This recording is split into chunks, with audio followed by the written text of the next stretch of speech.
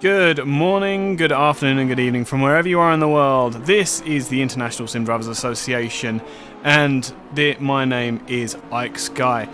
Starting off very, very strongly tonight with technical difficulties as we are starting to get used to, which is very frustrating. What we aren't used to, for sure, is this incredibly sunny version of Paul Ricard deep in the centre of France. We have a 20-minute qualifying session for us all to enjoy, and then a full race in which to sort the men from the boys. I am joined for this qualifying session, at the very least. I hope that you're not going to be necessary in the qualifying, Alex Torregrossa, to run as well, just to accompany in the comm booth. I think there's not a lot for you to do at the moment, as you are our safety car driver, are you not? What's the question, actually? That was a very elongated question. You are our safety car driver, are you not? Yeah. And you were very unused in the last round at Zandvoort. The driving standards of all concerned seem to be a little bit too good at the moment. Yeah, and that's what we actually want. Yes. So the main reason about this is I think it was discussed. It was just about it was a safety measure to add to the game, to actually do it manually ourselves. And the thing is, we actually don't wait. The thing we don't know is having a massive crash or a pileup. But in case we have those, I'm gonna be there for the drivers not to overdo it or try to risk it, because when the safety car is called, no overtaking is allowed. So no matter what, if a driver is going slowly, he's not gonna be able to overtake unless there's clear damage to that car and he's not able to keep in the queue. So yeah, it's just one more measure to safety, and I'm glad to take part of the role of the safety car driver for ISDA. Yeah, 100%. And as you're proven, you are an exceptional person to have behind the wheel.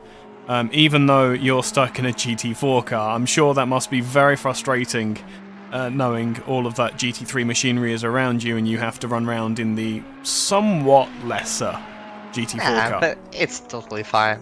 And it's pretty safe. The GT4 cars are pretty safe and predictable. So even if I were to drive the wets in the dry, it wouldn't be a problem for me. So yeah, the GT4 it was going to be always the safe call to be the car for and the Audi is actually the safety car for the GT World Challenge. So it makes sense. It's sticking with all the right themes, absolutely. Yeah. But hopefully we won't see you out today. But do you think that we're going to be seeing any signs of potentially seeing you? Paul Ricard is a very different proposition to Zandvoort. The track is a lot wider. There's a lot of runoff, and there's a lot of opportunities for drivers to get a bit too confident with the length of the race. I think there's always a chance for me to be driving outside there, but yeah, absolutely. Paul Ricard, there are less chances, many less chances for me to be called out. We are actually looking. I mean, if the pileup or multiple crashes occurs outside the racing line or the track, it's gonna be yellow flag, and that's gonna be fine. But you can still have a pileup in the middle of the road, even if it's Paul Ricard, because it's not the matter of if it's a high-speed corner, the cars are going to be out of the track. But if if the pileup occurs in the middle of the straight or in a slow corner, there's still chances it happens that 3, 4, 5 cars start colliding each other. Yeah, because of course this isn't a case of drivers necessarily having poor skills or not paying attention. Netcode plays a very big part in the smooth gameplay and smooth racing for all of the drivers here. And if that falls away, as we know at least one of our drivers is having issues with their power tonight, if that goes away, that car's going to become an uncontrolled bullet towards any cars that happen to be in front of it for a couple of seconds. Yeah, absolutely. So what do you make of the qualifying session so far? We've had just over 7 minutes gone, and coming up to 8 minutes, with Abhishek Shah leading the way in that 25 Mclaren. Is that about expected for the McLaren to be on pace today?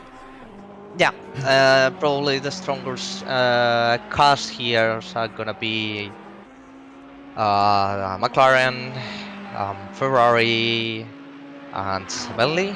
I don't know if there's any Bentleys on the field. Yes, 14th and 15th, D'Coursera and I can see Winkler. the standings, but I can't see the cars right now. Yeah, we have a couple of Bentleys. Even for example, Porsche, which is a good car overall, here is probably one of the slowest cars from all the brands, and they're gonna struggle real hard because of the nature of the top speed of those. It's not only the Mistral Straight, but the straights from the final turn to turn 4 are pretty long as well.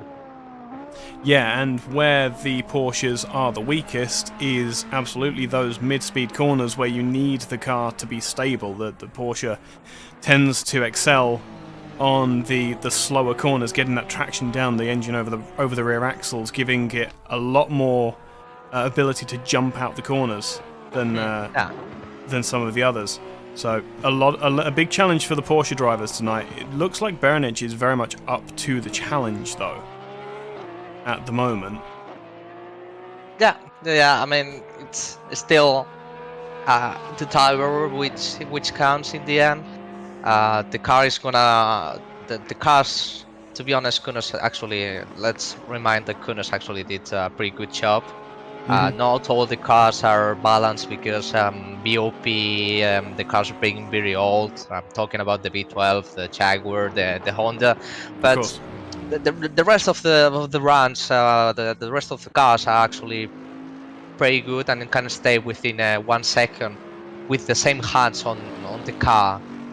Or getting the best drivers out there and just driving the different cars, and they can stay within 1 second. So there's still the driver still plays a big role, but of course you're gonna have a little bit of deficit because of the car.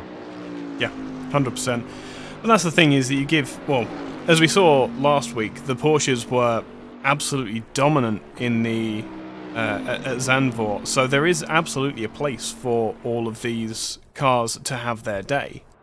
It's just a case of being up to it when the car is happiest, if that makes sense, isn't it really?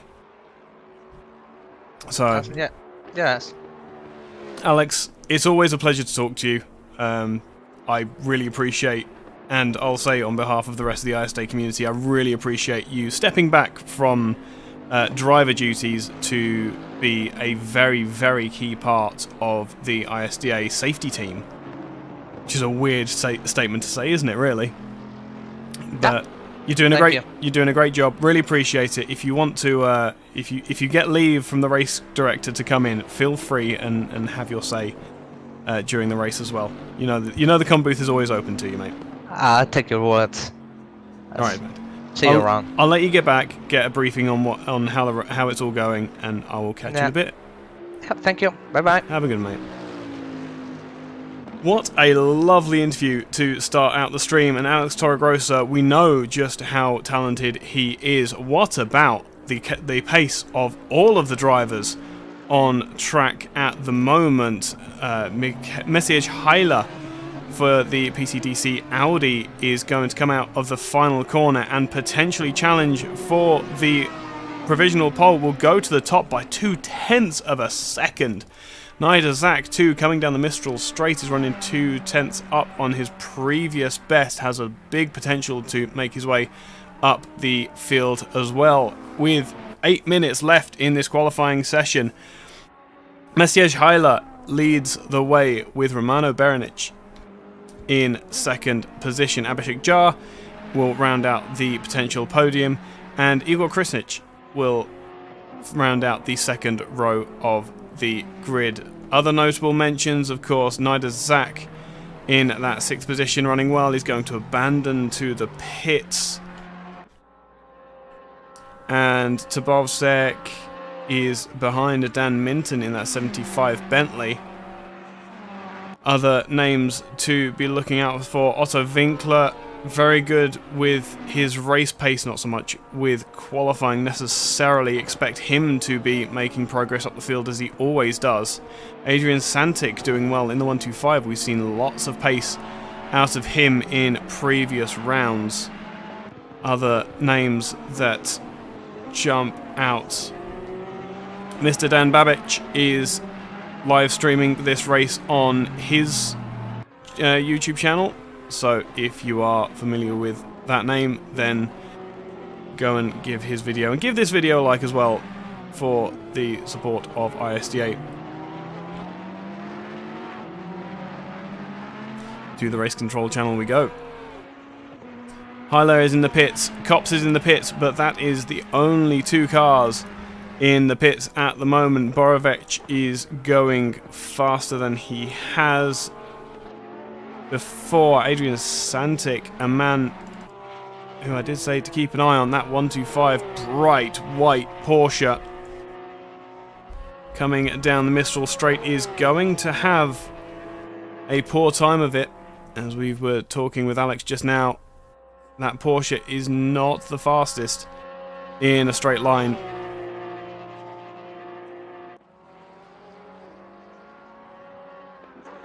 But he has a potential at the moment to make up a couple of positions based on his current pace. But it's good that he is starting to bring it up, as Noble drags the Aston Martin 28 Heinz Beans liveried Aston Martin to 9th position. That's a very good showing for the drivers who were fairly low down in proceedings last time. And going faster again out onto the Mistral Straight, Abhishek Jha is pushing himself round through Sector 1. He's made up 3/10 at this current point. That's a very beautiful green livery on that McLaren.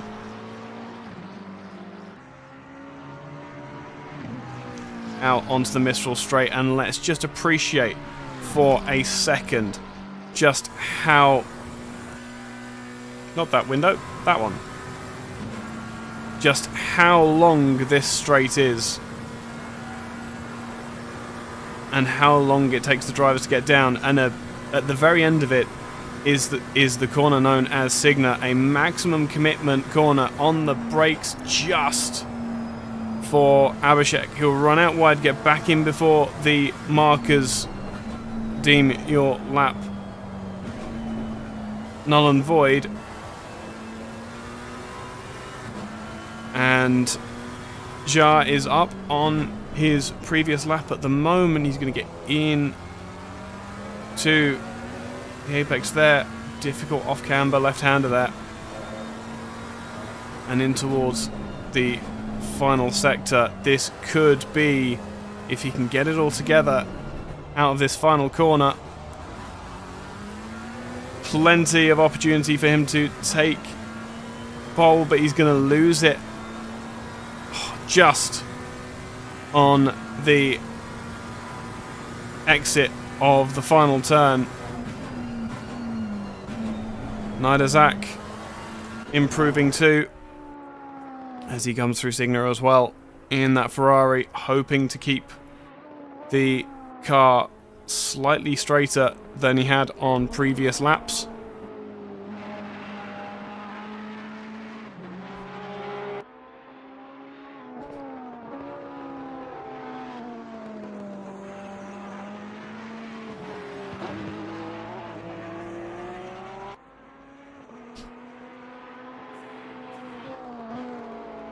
as the cats in the background go insane.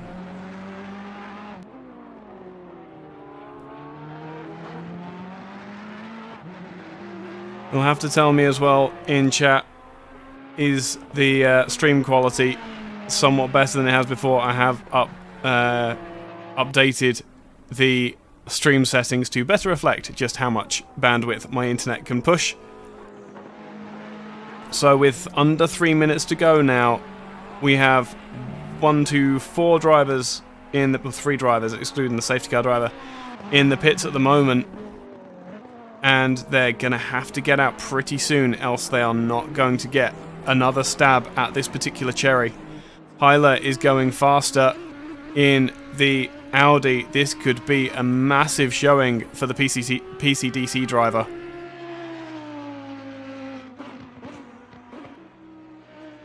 Coming through the end of Sector 1 at Ducamp. Through the long right-hander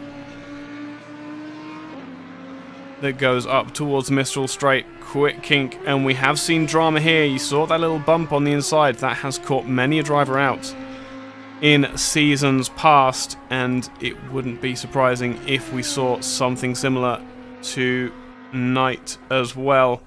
What else do we have? Pilot is not going any faster. Borovec is going significantly faster than he has. He's going to come out of the final corner, lose all of his momentum, but will take 11th and push Dan Minton down to 12th position. The rest of the drivers at the moment not having too much to say about improving their times. 1 minute 19:18 left in the session. Where is Nida Zach? Nida Zach is going to get it all wrong coming out of the final corner as well. Will go across the line and stay 7th, it looks like, unless he's just gone up 1 position. It seems as though there's a lot of pace in Sector 1. Car 84 is towing Car 3. Well, this we need to see.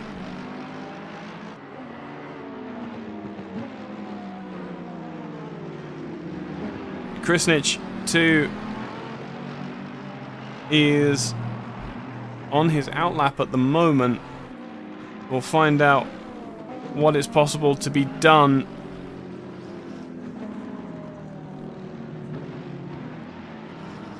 Berenic will go no further. Borovec will go no further too in this qualifying session. D'Couza in the 80 car has given best to the session. Max Bewley too is in the pits, and Martin, I have lost my first names in this dashboard. That's very unfortunate. The checkered flag will wave, and the first will to go across the line. Who will we have? I see Rolangadijk and Babic have both taken the checkered flag and secured their finishing position. Borovec will go no further in 5th position. Krisnich is faster than he has been, but only just, and not enough to make the difference. Meanwhile, Maciej Heiler coming through the final sector, yellow flags waving, I can only assume that's people escaping to the pits, is going 2/10 faster. He has set the fastest lap time in that Audi and is going to go, if he can keep it all together, even quicker. Can he get it all together out of the final corner at Dupont? It looks as though he might just be able to do it. This is going to be an insane lap. 1:53.592 will be the pole lap for Maciej Heiler. Tadic still circulating that 84 car, is falling slightly behind now on his previous lap times. He was doing very, very well. Krisnich, it doesn't look like it's enough.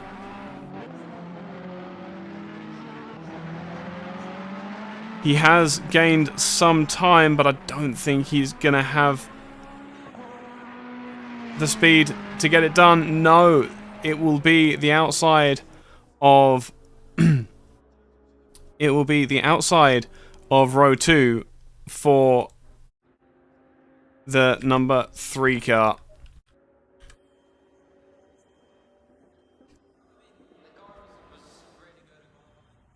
I know where I am. There we go.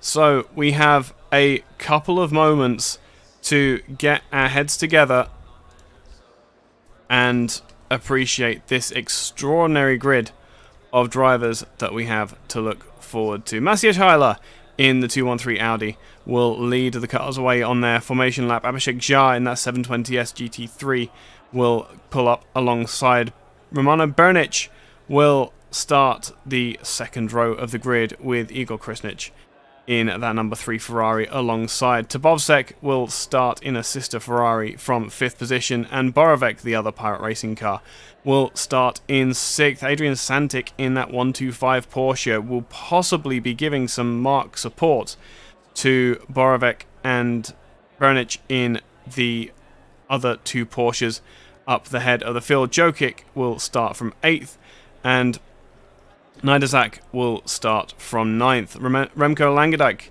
will start the 36 Aston Martin from 10th. Dan Minton will start in 11th. Jamie Noble will start the Aston Martin number 28 from 12th, with D'Couza starting from 13th. Copse will start 14th in the Lexus RCF GT3, with Silva behind with Tadic for company in the 2 Ferraris. Next, I believe a sole NSX for Dan Babic, with Copse in another Lexus RCF GT3 car. Also Winkler in the Bentley number 82 will start 19th, with Max Bewley in that Heinz Bean car in 20th. 21st will be Matthias Michik in the Porsche 911. Martin will start in 22nd. Toskovic, well, I believe that's a new name, will start 23rd. Verlich will start in 24th. And give me just a second. That is all of our field. Thank goodness. Let me just pull these all round as the timing screens fade away. We have 30 seconds to appreciate our wonderful ISDA grid. Plenty of action to come in the next 2 hours, and lots of questions to be answered. Who can go the longest for their first stint, and who can make the strategy work in their favour? Who can master the Mistral Straight, and who can get sectors 1 and 3 as good as they can possibly be? Verlich will be starting from the pit lane due to a penalty, as will the safety car. Hopefully we don't see anything of the safety car. As the drivers lead away for their formation lap, vital preparation work being done on this lap, as the stop into turn 1 is vitally important for all of these drivers. Collisions are not on, thank goodness, for the formation lap. But as they run around on their formation lap, let's just have a very quick look at the championship standings.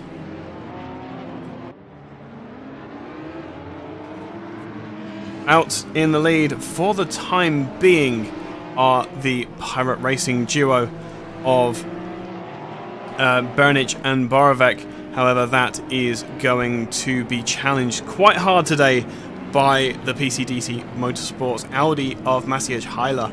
Igor Krisnich is in 4th, with Adrian Santic close behind. Dan Minton has some work to do if he wants to match his 6th position, but I have every faith in the BDX Racing driver that he will climb up the field during this longer 2-hour stint. Simon Trbovzek had an interesting race last time out in 7th, with Nidazak pulling up in 8th at the moment. Lukasz Rochpal is a driver I believe we are missing tonight, unfortunately, but Jokic is more than happy to try and take some points away from the Ever Given driver. That is your top 10. You can see the rest of the points as they drag down towards the end of the 26 drivers in this championship so far. So lots of action, and if you want to see the references for any of these things, there is a dashboard where you can go and see all of these things. And get all the information that you need to keep abreast of what's going on in ISDA. Remember, links in the description as well for the Discord, as well as all the other resources that you might need to get involved with ISDA. If you worry that you aren't good enough for this, don't worry. There is a tier for your skill level. I can put that in there as well. We do also have a live timing screen, which I will add to the description now. Just to make sure we get it.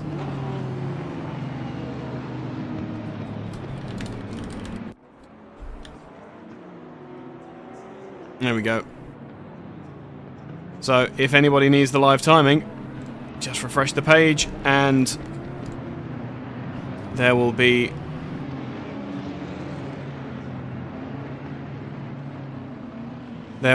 a link for you. The drivers line up 2 by 2 then, as they all try and match some kind of speed. We need to go to the helicam to get the best possible perspective of the start of this 2-hour endurance stage of the ISDA Autumn Championship.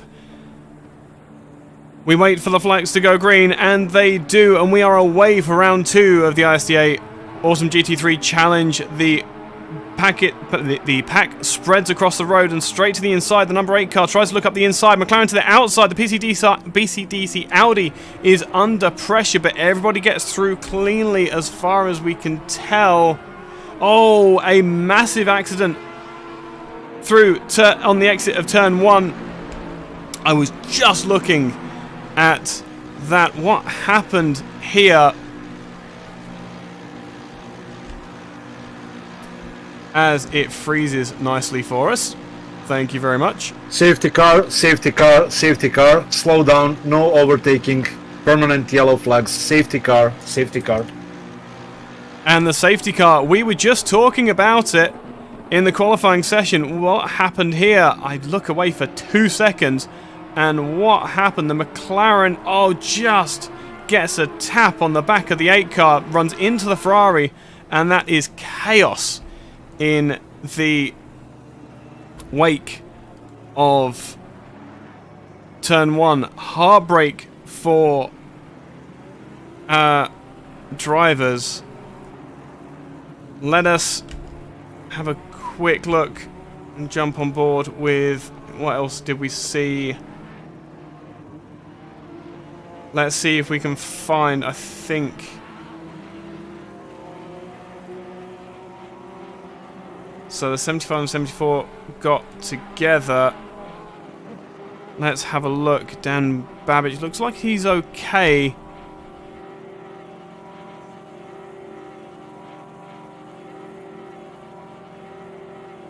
Unfortunately, having to do this live is always good fun.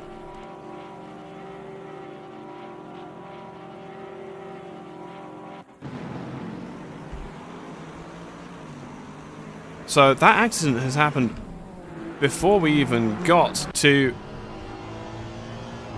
that point. The 720S rejoins in front. We get a massive drop.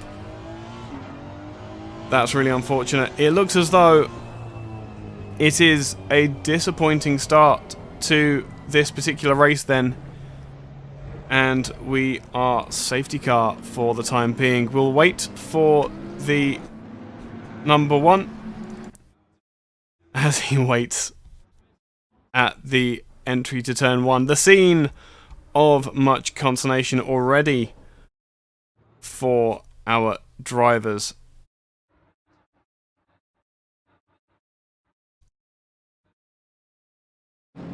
Where is our pack of cars? They're just coming in to the final sector now, down towards the final corner. So Messier Heiler it is that leads the pack. Plenty of action left to come, but for the time being, to make sure we get all of our drivers safely back into the pits. That is Noble looking like he's taking... Oh, it's Max Bewley that has taken a early pit stop. So Max was involved in that incident somewhere. Either that or it has happened somewhere before. Plenty of cars coming into the pits for repairs then. So what happened to that 24 car? I will go back to the main screen in just a second. Unfortunately, we are just trying to get everything back in order. So what has happened to the Bewley car coming out onto the start-finish straight? I'm sure the lights have gone green about now. As Max Bewley got a little bit too good a start. The Bentley was a cause of consternation. The Max is going to try and go through two cars, and that is what caused the issue. Oh, the gap just closing in on him. That was a very, very difficult incident to try and navigate. I have the utmost sympathy for the Bean driver. So Borovec it is now, who is in second position with all of that action through turns 1 and 2, and even before the start line. That's the real kicker, which I was not expecting. And I do believe we're going to have a wave around as well, just to really confuse everybody for the drivers who have been lapped. There is at least D'Couza who is complaining that his game crashed before he was able to do anything. Babic has received a drive-through, so is that something that has been assigned manually, or is that something that was perhaps an event that happened due to the game? The other question, of course, is Abhishek Jha is still in the pits. Oh no, he's just entered the pits. So perhaps the 25 car has not quite got all of that finished and fixed. Igor Krasnich, probably one of the fastest men on circuit at the moment, trying to catch that safety car train.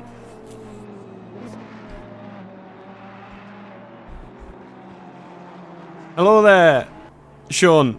How on earth are you doing, my friend? Good to see you on another stream.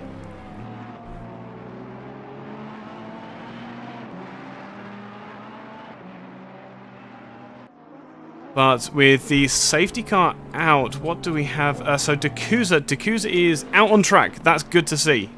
That's great to see D'Couza back and circulating. Where is he? It looks as though he's catching up to the train, but I don't have a track map. Unfortunately, I really need like another 2-3 windows to be able to ascertain something like that. It sounds as though he's catching up to the train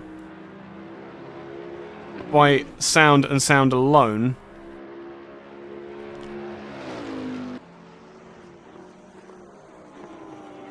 Either that or... Good evening, Alex, as well.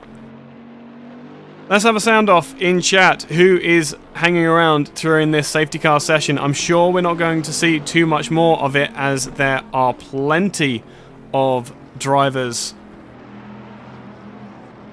who have had their pit stops, taken their pit stops, and resumed on track. What's really interesting, Abhishek Jha is only 7/10 off the back of Krasnic. Will he have the presence of mind to not overtake Max Bewley just in front of this as well? This is going to be an awesome fight back for the 25 car.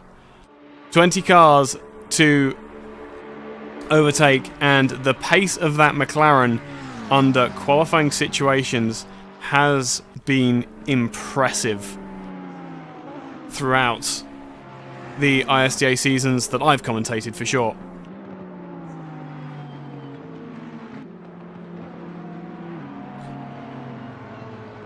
Just awaiting the message from the race director that we will be going back to green, and this will make everything so much more complicated. What else is there of note at the moment? Let's just have a look at a beautiful 001 safety car. Audi leading the field, although the one actually leading the field is a GT4 car. Good looking car, that Audi. I do like that a lot. Not my choice of GT4, but I'm not driving it, so that doesn't matter. And as has been said by both Mally and Alex now, this is the official car for the safety cars in real life when it comes to GT World Challenge. As we look, I really wish that I could get a view. There we go. Drivers weaving backwards and forwards, trying to keep heat in the cars. We keep hearing that it doesn't make a difference to the actual pace of the car. It's more keeping the drivers warmed up.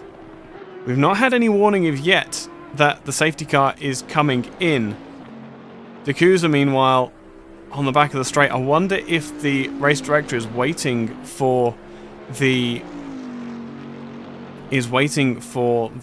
rest of the pack to catch up to the train to get this scenario back underway. That, or we're going to see D'Couza overtake all of the pack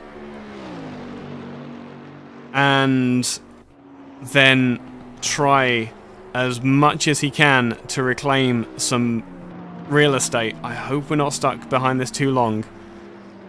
But it would be very nice to see D'Couza be able to make his way to the actual end of the train. Definitely the man to be watching in this circumstance. Actually, do you know what? Since we have an opportunity where it's only going to be a certain Mr. D'Couza who is going to be driving, let's jump on board with the man himself. Let's see if he is going to be able to... That's really strange. So he's only 32 seconds now behind the safety car in this train of cars that has left the pits and waiting very much to get to his position in the train. S de la Verrière is basically the S's in French. The next complex here is Virage de Hotel. This right left here down to Virage du Camp, this tight right-hander where the road just about gives you the confidence to get your foot down a bit earlier than you really should. Round Saint-Baume for the most critical part of the lap, and here we see the cars starting to catch up to the train. Bit of a wiggle from Abhishek Jha. Will we have a pass around? Because this is going to require... This is race control. Car number 80 may now overtake safety car. Please be careful, everyone, towards car number 80. Car number 80 is overtaking the safety car train. Very, very important as the 80 car runs off the track trying to avoid. Great heads-up driving by D'Couza as well. Need a bit of headlight up on there, isn't it? Really, for D'Couza. The whole Mistral Straight we have just blasted our way down, and that was Signa, that fast kick right-hander. Dubusson is the next double, triple, apex right-hander, sometimes, depending on which car you're in. Depends how many bites of the cherry you need to have at getting into that apex. And the off-camber Virage de Bendor is next as we try and negotiate this pack of GT3 cars. Perhaps the drivers not quite being as aware as they should of that 80 car. Delator is the sweeping left-hander that goes into the tight DuPont to round out the lap. The Bentley will apply full throttle to get past all of these cars and overtake the safety car as well, and will now try desperately to make up as much time as he possibly can. I have a feeling there may be only one lap left for this safety car procedure, so let's make the most of this 80 car running around in clear air, because he's the only one in clear air at the moment. Noble looks as though that looks, unless he's run off track, that looks... What's going on with these timing screens going red? I wonder if they are invalidating lap times because they're moving too slowly. Imagine being stuck behind a GT4 car. That's very interesting. Unless it's... Oh, I know what it is. It's because they're off on their delta. That's awesome. That's awesome functionality from this broadcasting app. I love this. So the 80 car with a whole head of steam comes in towards Signa, trying to make as much progress as he possibly can. Let's just give you an idea of the difference in pace. The number one car you can see is... This is race control. Safety car goes in this lap. Safety car in this lap. And we have full racing on the menu yet again, ladies and gentlemen. The 80 car is going to have an enormous deficit to be able to make up to the back of the field, but he is on the lead lap. The most critical of things to be in a race such as this, where going a lap down can make the difference between being able to being in the competition for points come the end of the race and not. The 80 car comes across the line, and we will focus on the front of the field as Filip Borovec for the Pirate Racing Porsches will hold the candle way for the Porsche mark as well as they round the final corner. The safety car will pull into the pit lane, and it is up to the 213 now to decide when they go. The 22 stands to attention. The 213 goes. The 22 goes with him. The Ferrari is ever so slightly caught napping for Borovec. A little bit of a gap made out for the leading two, but that will not last very long. Into turn two they come. Let's look a little bit further down. It's all a lot cleaner in this single file start. Martin in the 710 McLaren having made up so many places just by staying out of trouble, and staying out of trouble only just, it looks like. Minton in the 75 Bentley up it behind Jamie Noble in the Aston Martin, with neither Zach in the Ferrari also looking to make some time up. This is going to be a big challenge. The Aston Martin is demon quick in a straight line, but so is the Bentley, and he's got drive up in the slipstream of the Ferrari. There's nothing that neither Zach can do but try and get as much drag as he can off of the Aston Martin. They're going to go 3 wide on the Mistral Straight. Dan will swap sides and stick behind the Ferrari as they draft past the Aston Martin. This is going to be very challenging coming down into towards Signa for the first time. The Aston Martin gives way to the Ferrari, but the Bentley doesn't have the pace to be able to make it work. Coming down into Buisson, however, the story is changed, and the 75 car will go down the inside and make that 5th position. Into Bendor they come, and that 75 car is going to be desperately trying to scramble for some grip to try and get away from that Bentley before Dan Minton gets the hurry up again from his team manager.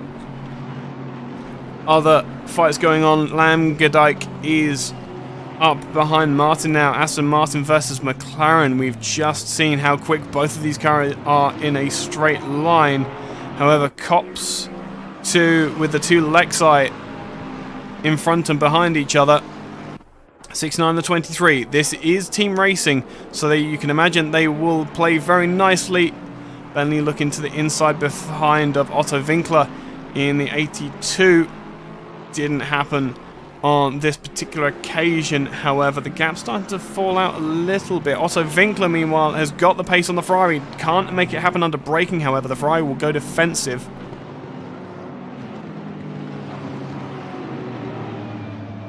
I missed Heiler's spin. Heiler has spun? Oh my goodness, Heiler has spun. What has happened to... Lots of action. What? So much action going on. Where is Heiler?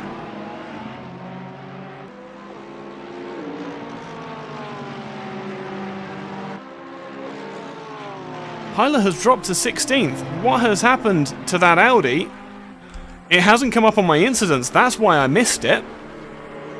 So I'm going to need to find that manually. Oh boy. Let's... Really unfortunate this. So let's have a look at the replay. What has happened to Heiler then?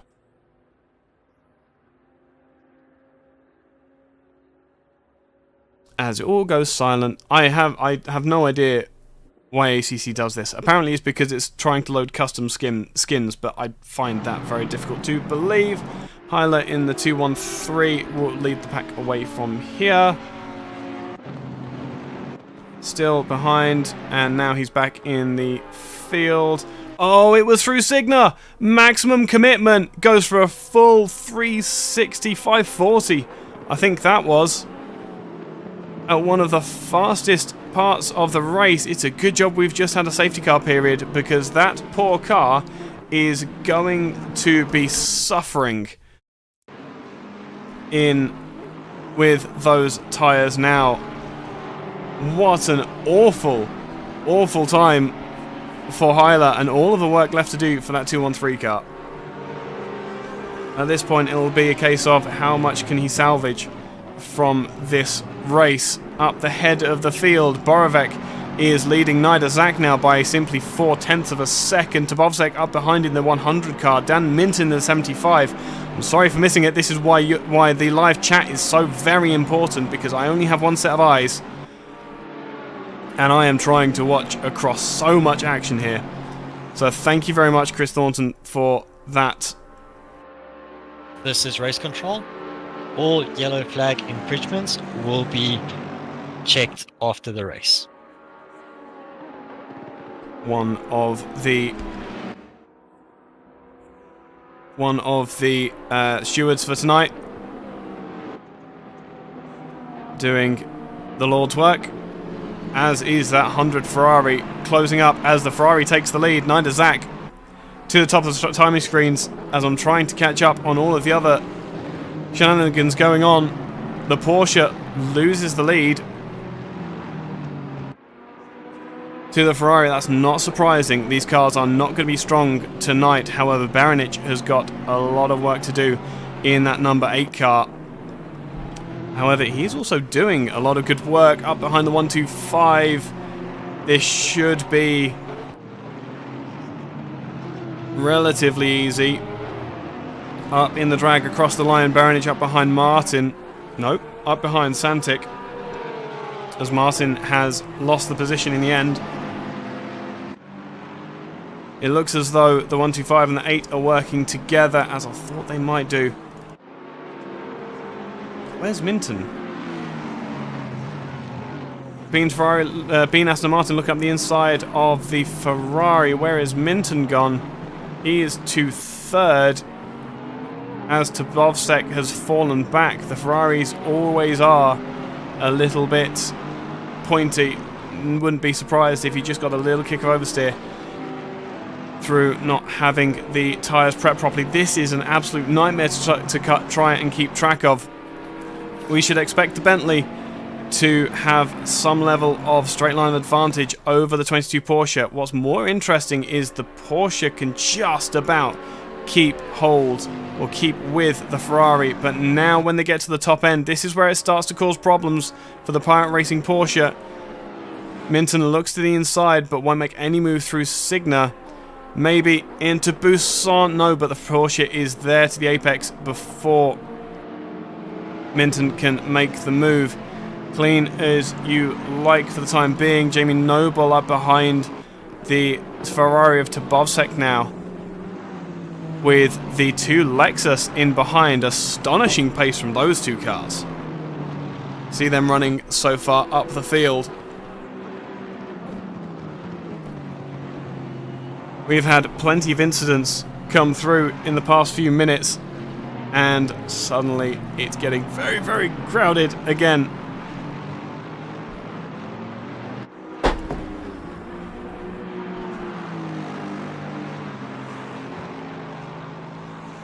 Across the line they come.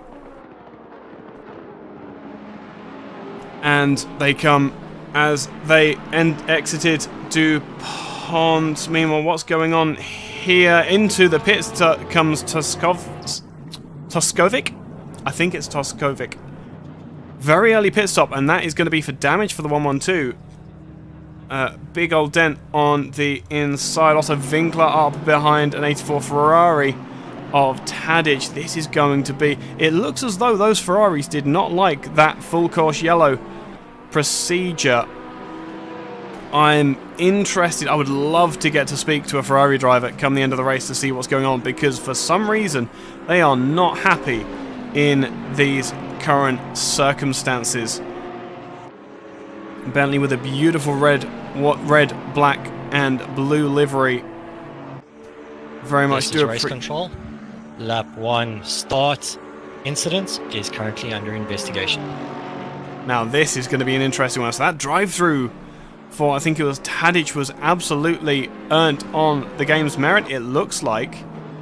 8-car drops behind the Aston Martin in a straight line. This is incredible.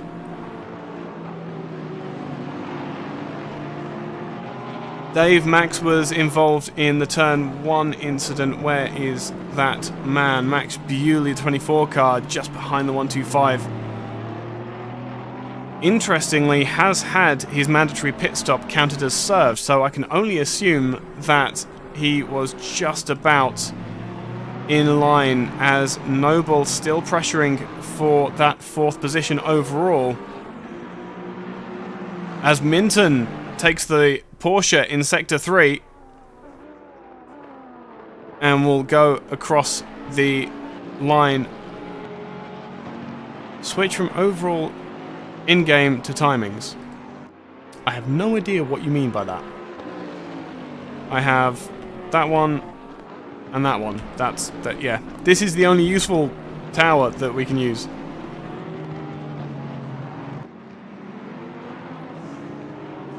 So Minton in that 75 Bentley, after being the luckiest man to only just get a couple of scrapes from that turn 1 incident.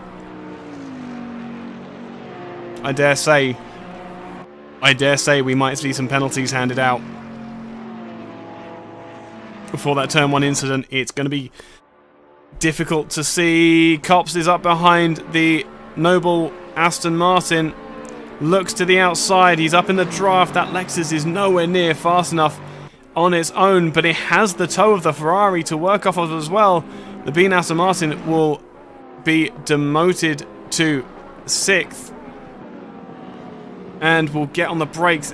Oh, little bit of mistake for the 28 car, but will rejoin quite safely there. Langendijk now looks to the inside of the 84 Ferrari and will make that pass stick going through Buisson. Excellent. Those Ferraris are not looking happy with whatever is going on here, as Silva come through Buisson in hot pursuit of... Where's Heiler gone? Heiler has is up behind the 96 car. Matej Micsic is the academy driver. That's what it was. What else do we have? 213 goes out. That's really wide. That Audi, I don't think, is still the straightest car in the field right now. Max Bewley, again in the 24, right in the thick of it. Up behind Tadic in the 84 Ferrari. And a couple of seconds up the road as well. 8th, 9th and 10th are going at it hammer and tongue. Ferrari... This is race control. Stop go 10-second penalty for car 24 for causing a collision. Car 24, that is Max Bewley, being given a stop-go penalty for his part in the incident for turn at, well, in fairness, that wasn't at turn 1. That was before they even got to turn 1. So, time for Max to make hay while the sun shines before he has to make that stop. Otto Winkler looks to the outside of the Aston Martin for Langendijk. Can't make it happen now, but with that slightly wider apex, might have an overspeed coming down into Buisson. What can the Aston Martin do? Bentley last of the late breakers. We know how good that is. That Bentley is under brakes. Can't quite make it happen. The ideal line is blocked by a yellow and blue Aston Martin. Makes it very difficult to pass, as you can probably imagine.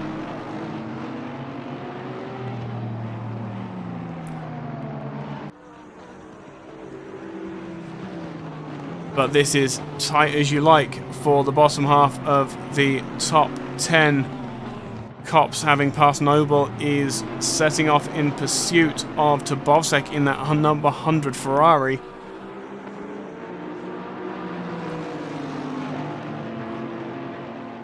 Hey there, Ollie. Yeah, my friend.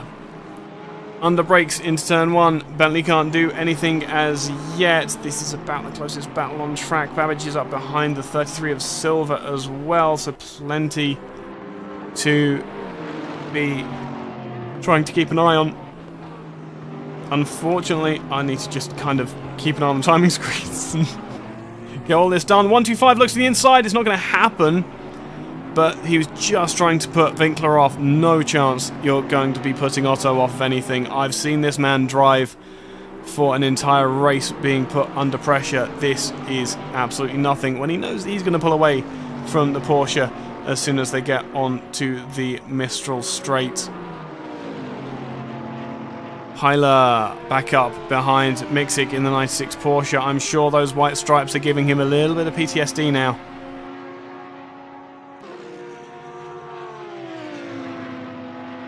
As those fights still raging up and down. Heiler looking to the outside of the Porsche. The Audi has slightly more top lines. This is race control. Incident between car 8 and 25. No further action. Interesting. Oh, big wiggle! Big wiggle for the Mercedes. And an accident for the 112 and the 96. That's awful luck for Micsic, who was just in the wrong place at the wrong time. What happened to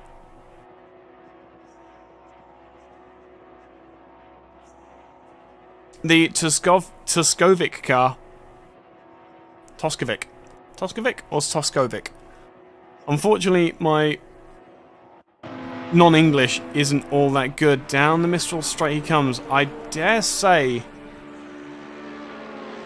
that this may be a relatively unforced error. That Mercedes is very, very good in a straight line, is very comfortable to drive, but in the braking, oh, he just got it too late, and with the traction control.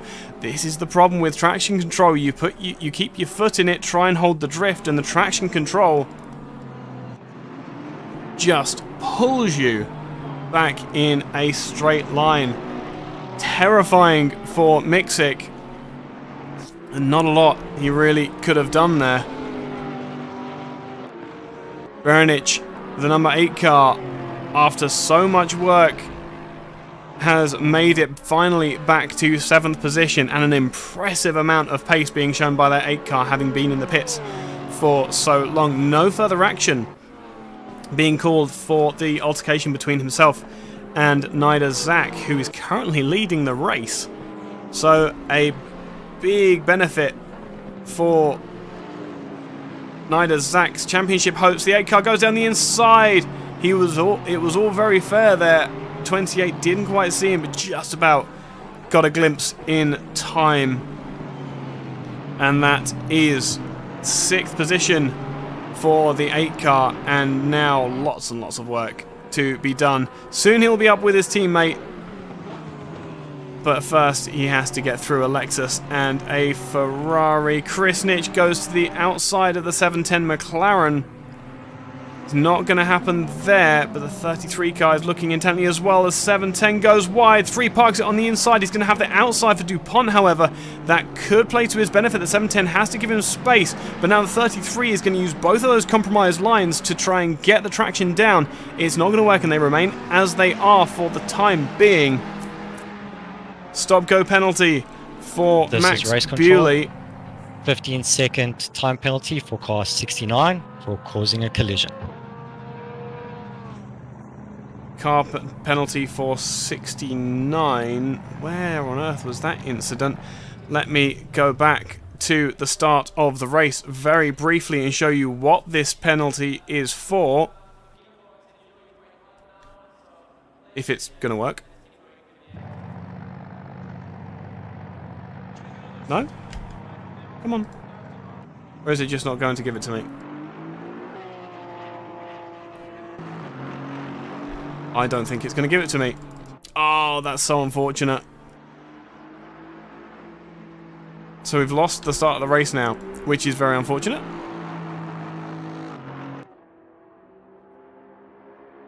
What do we have going on track, however? That is Remco Langendijk looking up the inside of Jamie Noble. Jamie looks like he gave him space. And the 36 took every advantage of that. Jokic, meanwhile, is now on the back of the Honda NSX of Dan Babic. Very brave man for the 101, taking that. Will go defensive through Buisson. 15 seconds for the 69 Lexus. Where did that happen? Because I am not seeing that incident occur.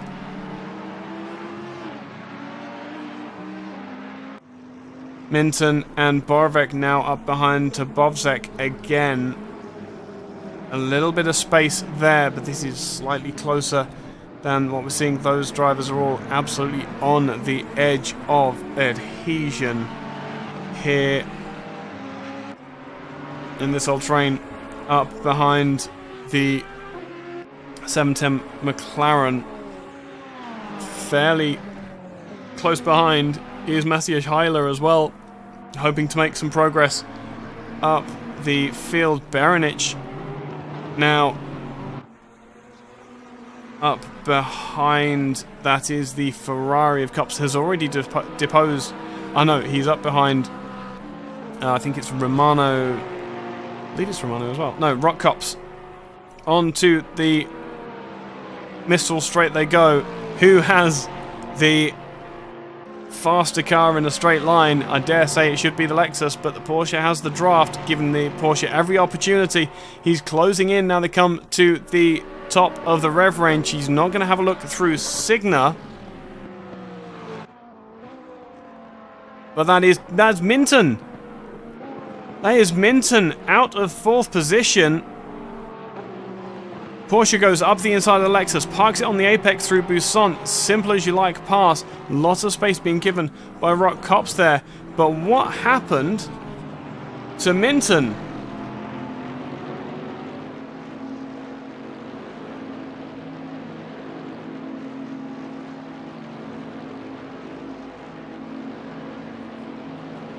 We'll wait for the replay to decide to work.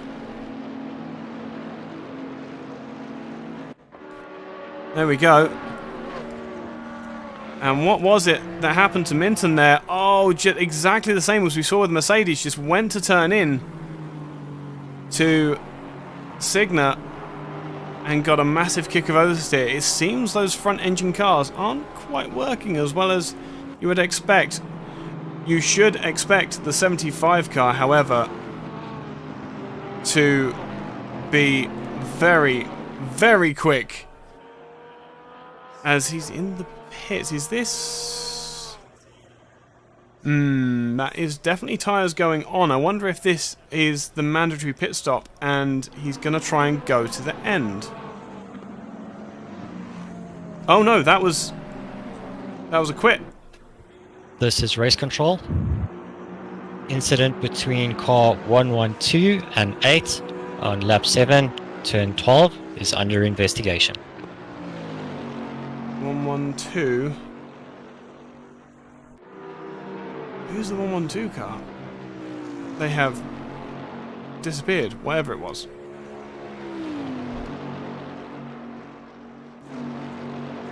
Okay, back to the live action now, as Krisnich is pressuring the outside, I think it was. That is Krisnich in front of Martin. Martin's pushed out wide onto the marbles. He's going to find it so difficult to get back there. And now 2 wide, they go behind. The 74 car up on the defensive from the 213. This is going to be race control. 15-second penalty for car 8 for causing a collision. 8 and 112. So the car 8 of Berenic has had an incident. This really is an incident-filled race. Oh man. As Jokic across the line will fall by the wayside of Maciej Heiler. Just better drive off of the final corner for the Audi. And that will be all she wrote on this particular occasion.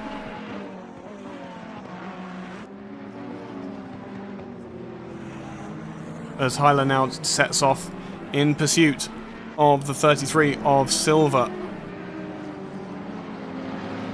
Meanwhile, Borovec is almost to his teammate, and this is going to be interesting because that 15-second penalty will be served at the pit stop.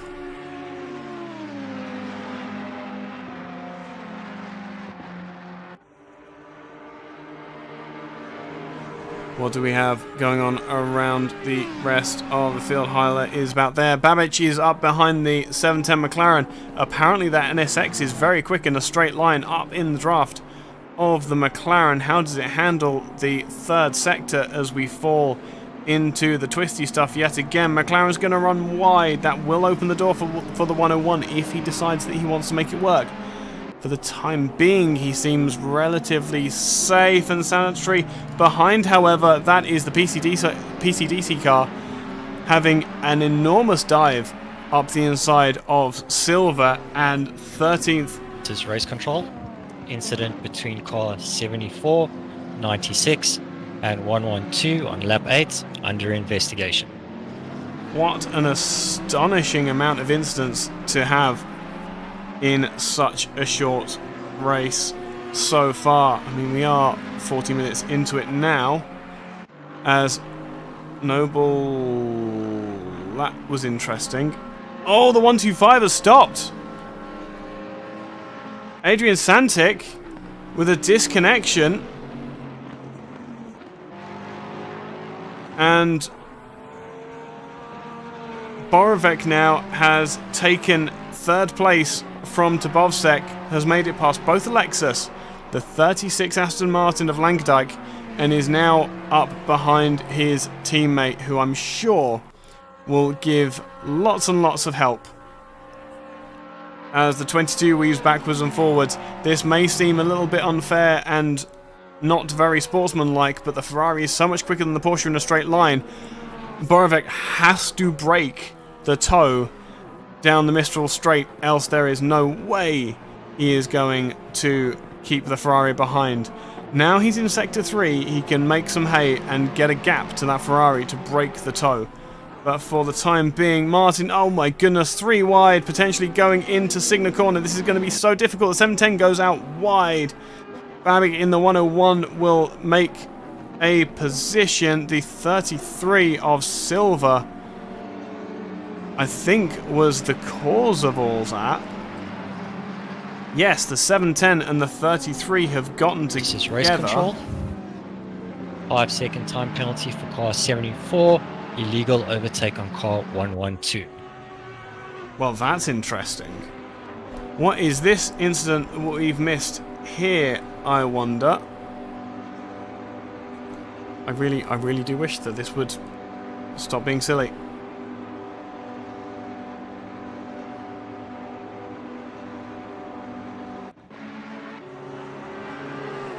So 33 and the 710, this is in the first sector. I can't imagine that this is what we're looking at. Oh my goodness, so the NSX barged up the inside to an extent, waited for the Mclaren to rejoin. That's what caused all the consternation. Contact between the two then. So we're all getting very, very close and comfortable in the lower half and just outside the top 10. Mattia Silva, remember, has served his pit stop, so we will have to serve another one at some point soon. Babbage up behind has taken the 74, has the 74 for company. But Jokic will have a 5-second penalty served at the pit stop, which will take him out of this fight unless he can make 5 seconds up. Ferrari in front is not being helpful to his mark mate into Signa. The Honda will keep the position, but that is a terrifying, terrifying thing to go too wide through Signa. Ferrari tries to make a dive up the inside. It's not going to happen. Now we start to make it to an interesting part of the race, as just as I say it, Nida Zak jumps to the pit lane to get rid of those tyres that started the race and put on some fresh boots, perhaps get a fresh tank of fuel. No, definitely get a fresh tank of fuel. 82 Bentley is that of Otto Winkler has fallen back as well. So he is now right in this fight, looking at the Ferrari of Krisnic in front.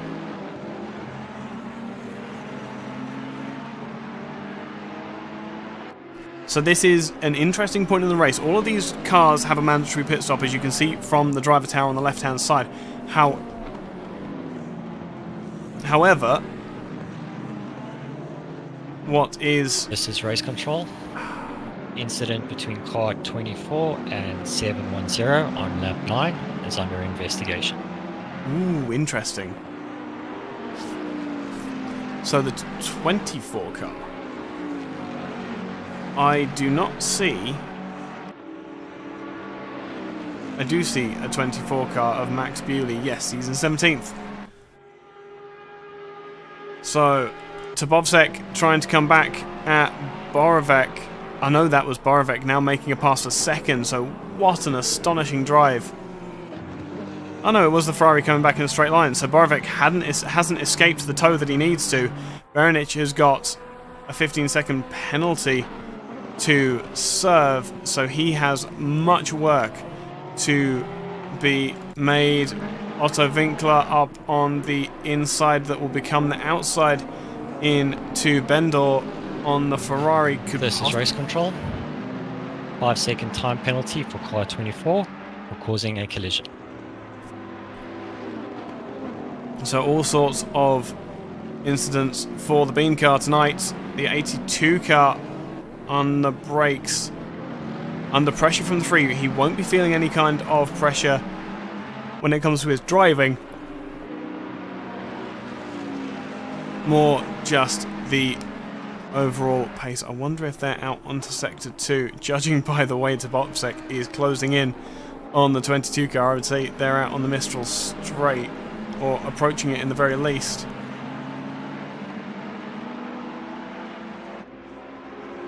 This battle has no signs of letting up, other than Jokic perhaps falling off the back of it when they serve their pit stop. As I say, an interesting point in the race now, as those who pit earlier in this informal pit window from about 45 minutes to around an hour and 15 minutes to get to the end, we'll have a lot of calculations to do. You pit earlier, you get the best rubber, and you can put in some fast laps with this gaggle of cars being so tightly wound. It could well be in your interest to get out of this crowd, get some fresh air in front of the front splitter, and get the car to where it needs to be, put in some fast laps with that fresh rubber, and try and leapfrog. It's called the undercut. But also there is an overcut, which is very critical and just as viable in these GT3 cars. Hold on to the tyres as much as you can, survive the dying rubber on the four corners of the car, and you can pit later. And that affords you to put less fuel in come the end of the race. It also means that you are going to be running less tyre. You won't be having the second set of tyres on quite as long as the drivers who have pitted early. Obviously, the best way to do it is to stop at an hour, but this is where strategy comes in. Race control. Incident between car 213 and 44 on lap 10 is under investigation. And this is where the race becomes very, very complicated for both the drivers and us trying to watch.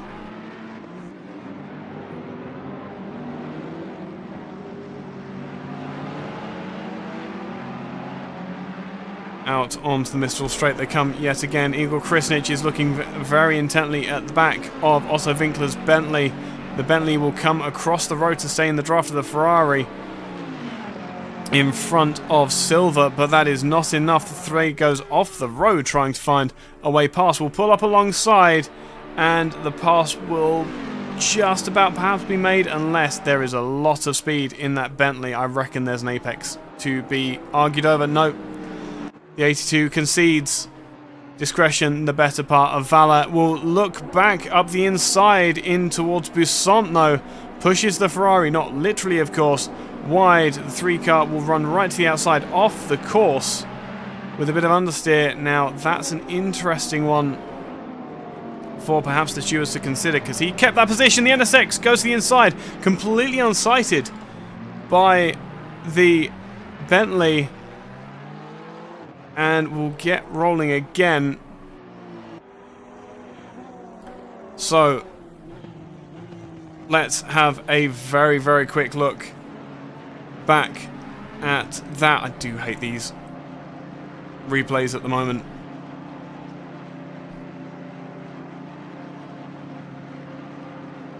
This is race control. Drive through for car 213 for causing a collision.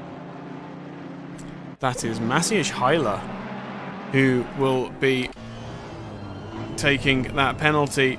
The Bentley goes right out wide, and I mean, neither of them were very well sighted. They're really bad luck for both drivers. They should have had their radar up, but you can't always look at the radar there. That's the problem. It's very difficult to keep track of everything that's going on, especially in a fight as close as this. Babic will drop out of the fight, but I'm sure have lots and lots to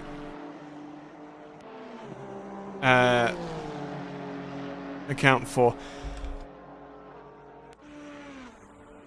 That fight has diminished somewhat. The 213 with a drive-through. This is going to cause some consternation for him. Where is that incident for the 213? 213 in the 44. The 44 car is the young boys' Porsche. So what has caused... I can't get that replay either. 213 up behind the 28, but with a drive-through yet to serve. Jamie Noble is putting up a fight where he needs not. Is the Audi going to drop into the pits here? Oh, a big kick of oversteer for Hyler. To the helicam we go. Berenic is up behind his teammate Borovec. 15-second penalty yet to serve for the 8 car. That's the 22 got in front of the 8 car again.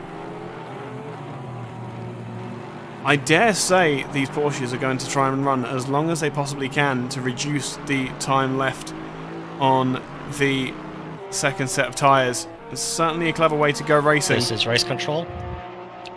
Warning for car 213 for driving standards on lap 12. The race control are absolutely on it tonight. Also on it is this Jokic car, the 74 Ferrari on the back of the 82. Jokic having served a penalty. Not a penalty. A pit stop. Has yet to serve a 5-second penalty, so will be trying to make hay so much now. The Otto Winkler car won't even bother to defend. He will have looked at his driver tracker and seen that he's got a 5-second penalty trying to overtake, so this Ferrari is not in the fight with Otto at the moment. And given where Otto is in the greater scheme of things at the moment, a car to drag off would be very, very useful. Sound off in the comments if you are still enjoying this incredible action from Paul Ricard for the International Sim Drivers Association Season 3 Round 2. This is a very, very interesting and nuanced race as we're running through chaos at the start, proving that even the best drivers can misjudge the space they might possibly have. Who are you rooting for tonight? Who are we hoping to see do well? And is there anybody who you think have gotten off lightly with penalties and the like? Ida Zach looks as though he is a bit slow.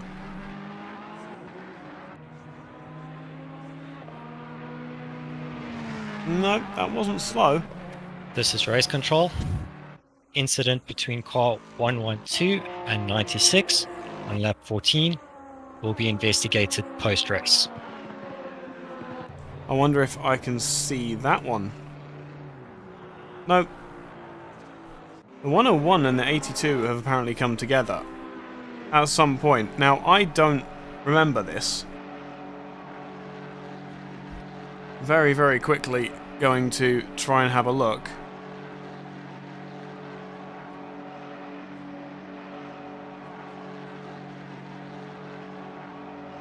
It still wasn't enough. There we go. What happened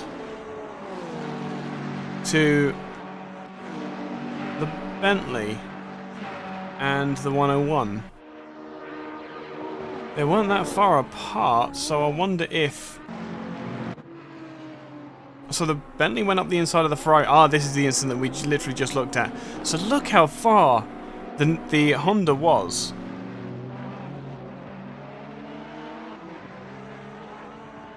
How very strange. Yep. Just in case you were wondering, ACC is starting to have trouble with the length of this race. Berenic is once again in front of Borovec, but with that 15 seconds to have to serve in the pit box, he will have a lot of work to do on track again. Berenic comes across the line. Will take Otto Winkler as Otto is into the pits. First of our true scheduled pit stops then, as the Bentley gets as much fuel as he can possibly take on board. An hour and 2 minutes, so he must have been running slightly to the end of the life of his tyres. The track will be a lot kinder to those fresh slicks, however. This is our closest battle on track at the moment. Silva and Krisnic in 2 Ferraris. Jokic again with that 5-second penalty behind is not in this fight at all. However, he could find himself in a fight with Winkler in the near future if he carries on with such a good pace being set there. Also still in the pits. Ah, there we go. He is out now. So Winkler looks like dropping to 16th-ish. Meanwhile, this battle over 9th is the closest that we have on track for the moment. This has been an absolutely insane race, and we still have an hour left to go. Hopefully the second half will be a little bit calmer than the first. I need to have some voice left once when the race ends, so that I can hold some driver interviews. I'm sure this is going to be a very interesting session post-race as well. Lots of drivers with a lot of action going on and might well have a lot to say. Control. Incident between car 3 and 82. Lap 21, turn 13 is under investigation. So that is car number 3. Car number 3, Krisnic and 82? 82 is the Otto Winkler Bentley. So what has happened there to cause some consternation? We'll remind you once we get the answer through. We'll just jump to the replay, if we can get to it, of course. That's always an issue. Meanwhile, Krisnic has a quick look to the inside, just try to get up in the mirrors of Silva. That isn't going to work. Again, we've seen Mattia Silva stand up to some incredible pressure over the years, and a sister Ferrari is absolutely not going to be the biggest challenge that he has staved off. Through Bendor they go. Berenic and Borovec, the 2 Pirate Racing cars, will drop into the pits at the same time. So, as we go under an hour to go in this endurance round, Berenic into the pit is in the pits as they go across the line. That was what was being confused. Control. 15-second time penalty for car number 3 for causing a collision. So this is car number 3 that we're looking at. Oh, I can't get to the replay now. Ah, how very heartbreaking. So the race has started to calm down a bit. Where is the 100 Ferrari, who has got a 5-second lead at the moment coming down the Mistral Straight? Will be dropping into the pits in short order. As Berenic still in the pits, Babic is in the pits too. Borovec has dropped further down. Miksic is in the pits as well. Is that actually a retirement? He is plus 14 laps, so this may be an actual retirement as the sister team goes by.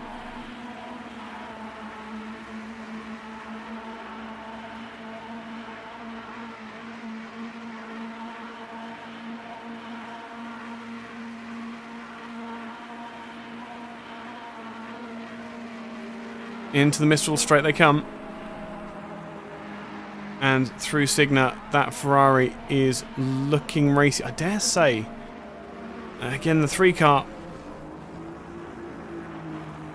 might do well. Oh no, the 33 might do well to pit from this current position and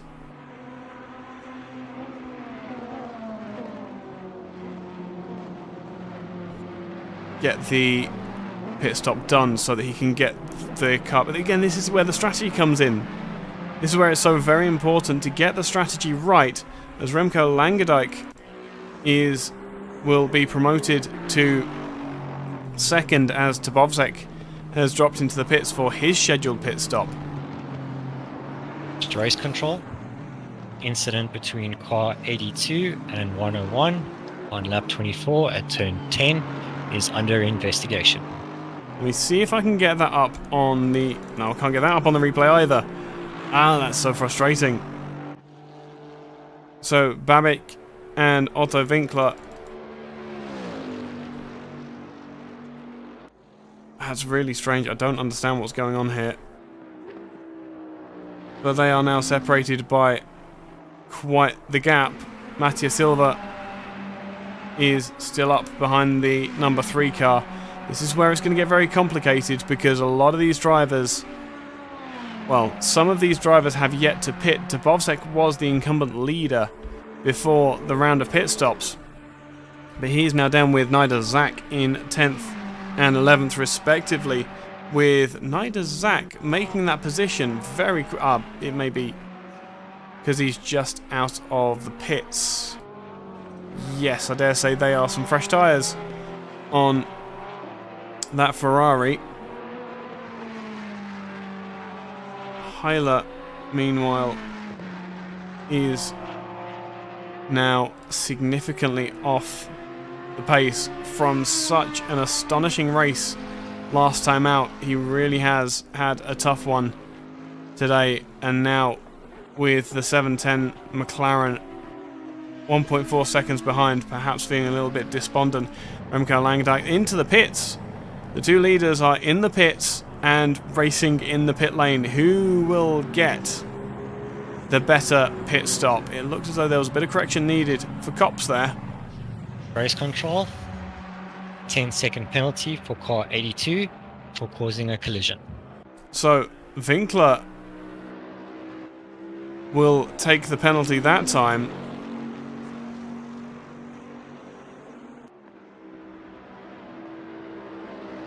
Let me see if I can get to it using the manual method, because this isn't. We shouldn't. ACC, you're getting frustrating.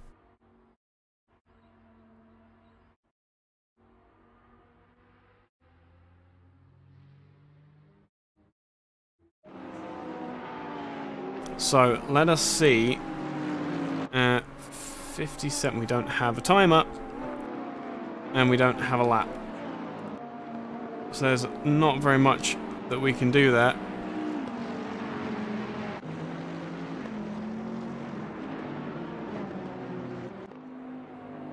Unfortunately, that's just the Bentley running around on its own.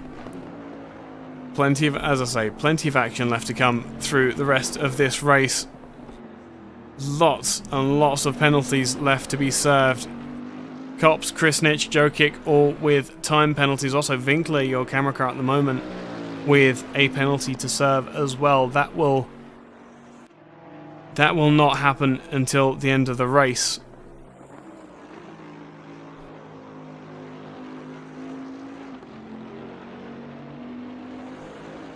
But the road goes quiet for a few moments. Relatively speaking, of course. There is...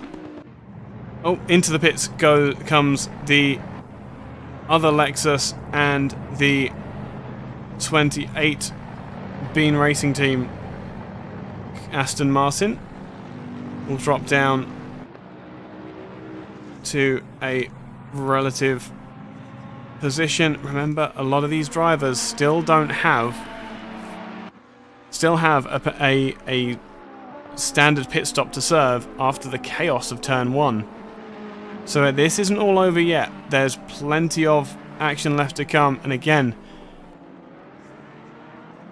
Cops will have a penalty to serve in that pit stop. Krishnik, too, will have a penalty to be aware of. This is the closest battle that we have on track at the moment, though. Very difficult with the 29 incidents being reviewed so far. Yeah, you have had an absolute evening of it. If I could be so bold as to request the presence of the race control for just a moment, if you have time, during this slightly more relaxed part of the race. I'll keep an eye on the comm booth if you do have the time. Totally understand if not, there's plenty of stuff. This is race control. As I say, Incident between car 84 and 101 on lap 27, turn 10. Warning for 101 for unsportsmanlike conduct. so what is it that this has caused? Has caused this particular consternation? I can get to that replay. Thank goodness. I can't get to any of the others though. Which is really annoying.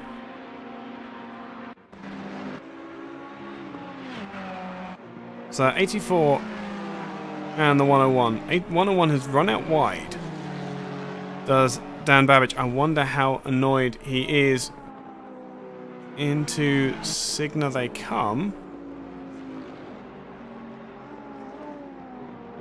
It looks as though the replay file has decided it's not going to work. Yep. So Babbage has received a warning for unsportsmanlike driving.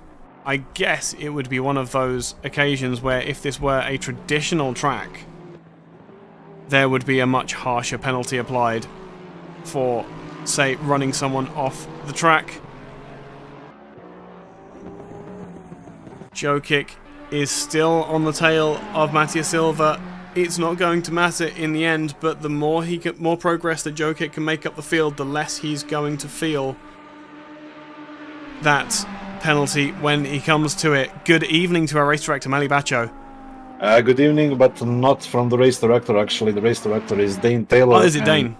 Yeah, well, you heard his voice quite a few times. Yes, I was the race director only for the first few laps. I mean, it was an internal deal that if there is a safety car situation, I will handle it, and then I will let over Dane do the incident investigation. I see.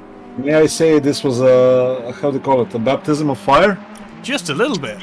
Yeah, for both of us, actually. I mean, among our crew, I was one of the guys that was most pushing for the safety car, and now I had the chance to see it live in use. So it was a bit of nail-biting moment for me, and then Dane had to investigate a lot of stuff. I mean, as a race director, not only Dane, but you know, the stewarding crew who is in pro class. Mm-hmm. So 29 incidents so far that have been investigated. Of course, not every incident yielded a penalty or a formal investigation, but still, I mean, that's ridiculous amount of incidents. Yes, it has been very, very busy today. Absolutely. What do you think may be the cause of that? Do you think the tarmac on the outside of this Paul Ricard circuit gives the drivers a little bit too much confidence? Maybe. But also one thing that is giving people confidence, I think, on this track is their car, because the circuit is very technical. I mean, you can see on the Mistral Straight that there is a clear difference between each car type. So Ferraris are faster on straight, Hondas are faster, Porsche is not. Yep. So I think a lot of drivers get this confidence boost, and you know, they smash the throttle. They can't wait for the Mistral Straight, but then they sometimes are too eager in first sector or in the last sector. I don't know. I would really like to have a word with drivers about this one, because yeah, I mean, I'm used to, let's say, last season, the Porsche Cup season, we sometimes even had 3 or 4 incidents to review per race, but this one we had 29, so it's too much. Yeah, hopefully it'll be an outlier in the overall season. But yeah, it's and talk us through your decision-making process, as we are in a fairly quiet point in the race. What's the Yeah, this process? is why I wanted to come to talk with you. Say again. This is why I wanted to come and talk with you. So talk us through the stewarding process then. So the drivers that are looking back at this particular race, maybe they can see with a bit of hindsight what they couldn't see perhaps in the heat of the moment. What's the decision making process like? So every incident now begins that we have an application that reports contacts between cars. So we have like a logbook, or actually better call it a backlog of incidents. So we can't review everything in time. We have this list of incidents that are automatically registered from the game. Then we jump into replay. We try to understand what happened. We check replays of both cars or as many cars involved, along with pedal input, steering input. So just to see, just to try and capture the mindset of each participating driver. Once we do that, so there is no like, hey, look at this, hey, look at that. We do it silently, and then we have a race director. In this case, it's Dane, and Dane then calls out each steward who is present to give their opinion, and the opinion is, this penalty for this car, this penalty for that car. And if we see that we don't have a clear picture, let's say if we have two cars involved, then I give a drive-through penalty for one car and the other steward would give, I don't know, a 5-second penalty to another car. That means we don't have a clear understanding of the incident. Yep. Then it's the point that we start discussing. The main reason we do it like that is because we don't have a lot of time. I mean, only now we have emptied our backlog. That's 1 hour 10 minutes into the race. We have covered what happened in the first hour. Of course, in opening laps, we do not do any investigation. So we usually let 2 or 3 laps happen just so that we can, see from our eyes live what's going on. We follow drivers, we follow track status, we follow everything. And then after, we can say, oh, this driver was too aggressive on the start, this driver was okay. This driver maybe caused 5 incidents on the start, so that's a big no-no. Yeah, absolutely. Anyway, once we do that, of course, previous to that, the race director will announce that the incident is under investigation. Once we make a clear picture of an incident, we don't do like any median or mean average penalty. We have a race director. The race director is responsible for making a final decision. So if there are 5 stewards saying this car gets a 10-second time penalty, and even if it's a unanimous decision, the race director can still come out and say, no, it's a drive-through and that's it. So we believe in our race directors. I mean, we are doing a great job, I believe. And so far, I think people really like it. I mean, this has evolved into a really clean racing league from my point of view. And the other day we had a social event with other drivers from the league, and it was so beautiful because I pushed like hell, but I had complete trust in everyone that I would not get a silly dive bomb from anyone, that none drivers will push for a 4 wide situation or something like that. So it was completely mind-blowing because we were actually doing really intense racing, but we also combined it with really smooth driving. So yeah, I mean, once again, I have to say I love people that make up ISDA, and I hope that races like this race start, I hope that this can serve as an example into pushing for better racing standards. Yeah, absolutely. I totally agree with you. I don't know if I'm a bit boring now. No, not at all. I'm speaking too much already, but yeah, I mean, I'm so hyped about when a new season starts, and I know that the drivers sometimes react on their own way to some incidents, but usually it's always the first timers. The first time they get a penalty, they say, "Oh, why you give me the penalty? It's not deserved." But then when they even if we have a talk like, "Hey, you did this guy did that," I mean, you might not see it when you're driving. Of course you can't, because you have, all the blind spots. You maybe have some example of tunnel vision or something like that. But then when we sit down, relax, and talk it through, then most of the drivers will go, "Oh yeah, that's a good decision, actually." Yeah. we I think we never had, or maybe one or two occasions we had, that the driver is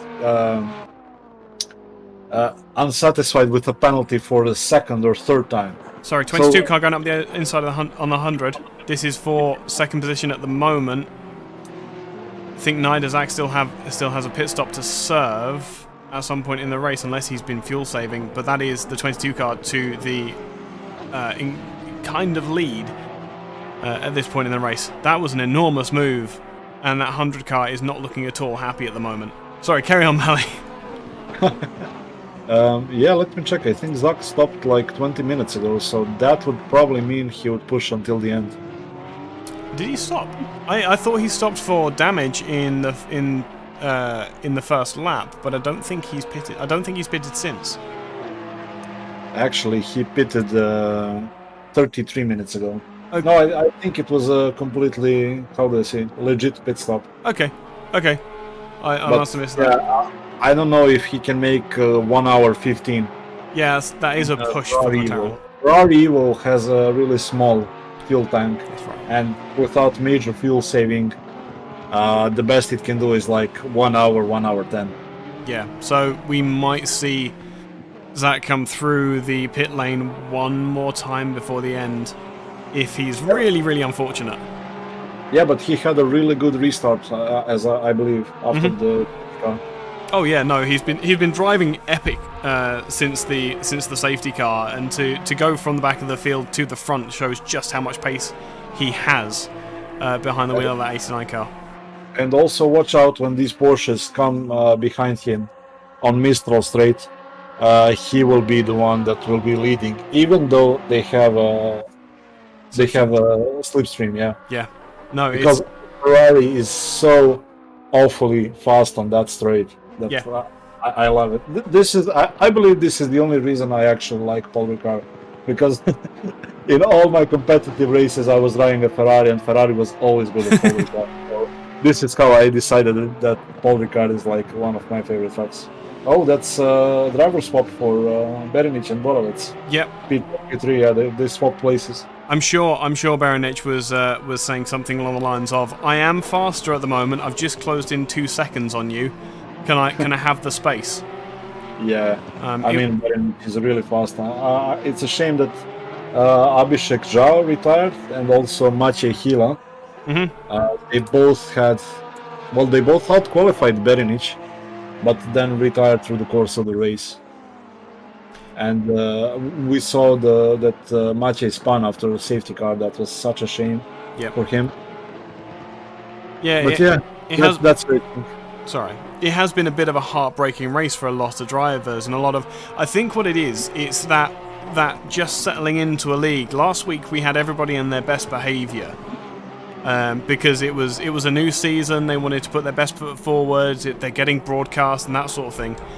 And this week they kind of settled back into their sim racing ways, perhaps, and it's been good that you've been so firm but fair, I think, on the side of race stewarding, because that does send a very clear message to those drivers who have joined that we won't tolerate dirty, or it's not even dirty racing, it's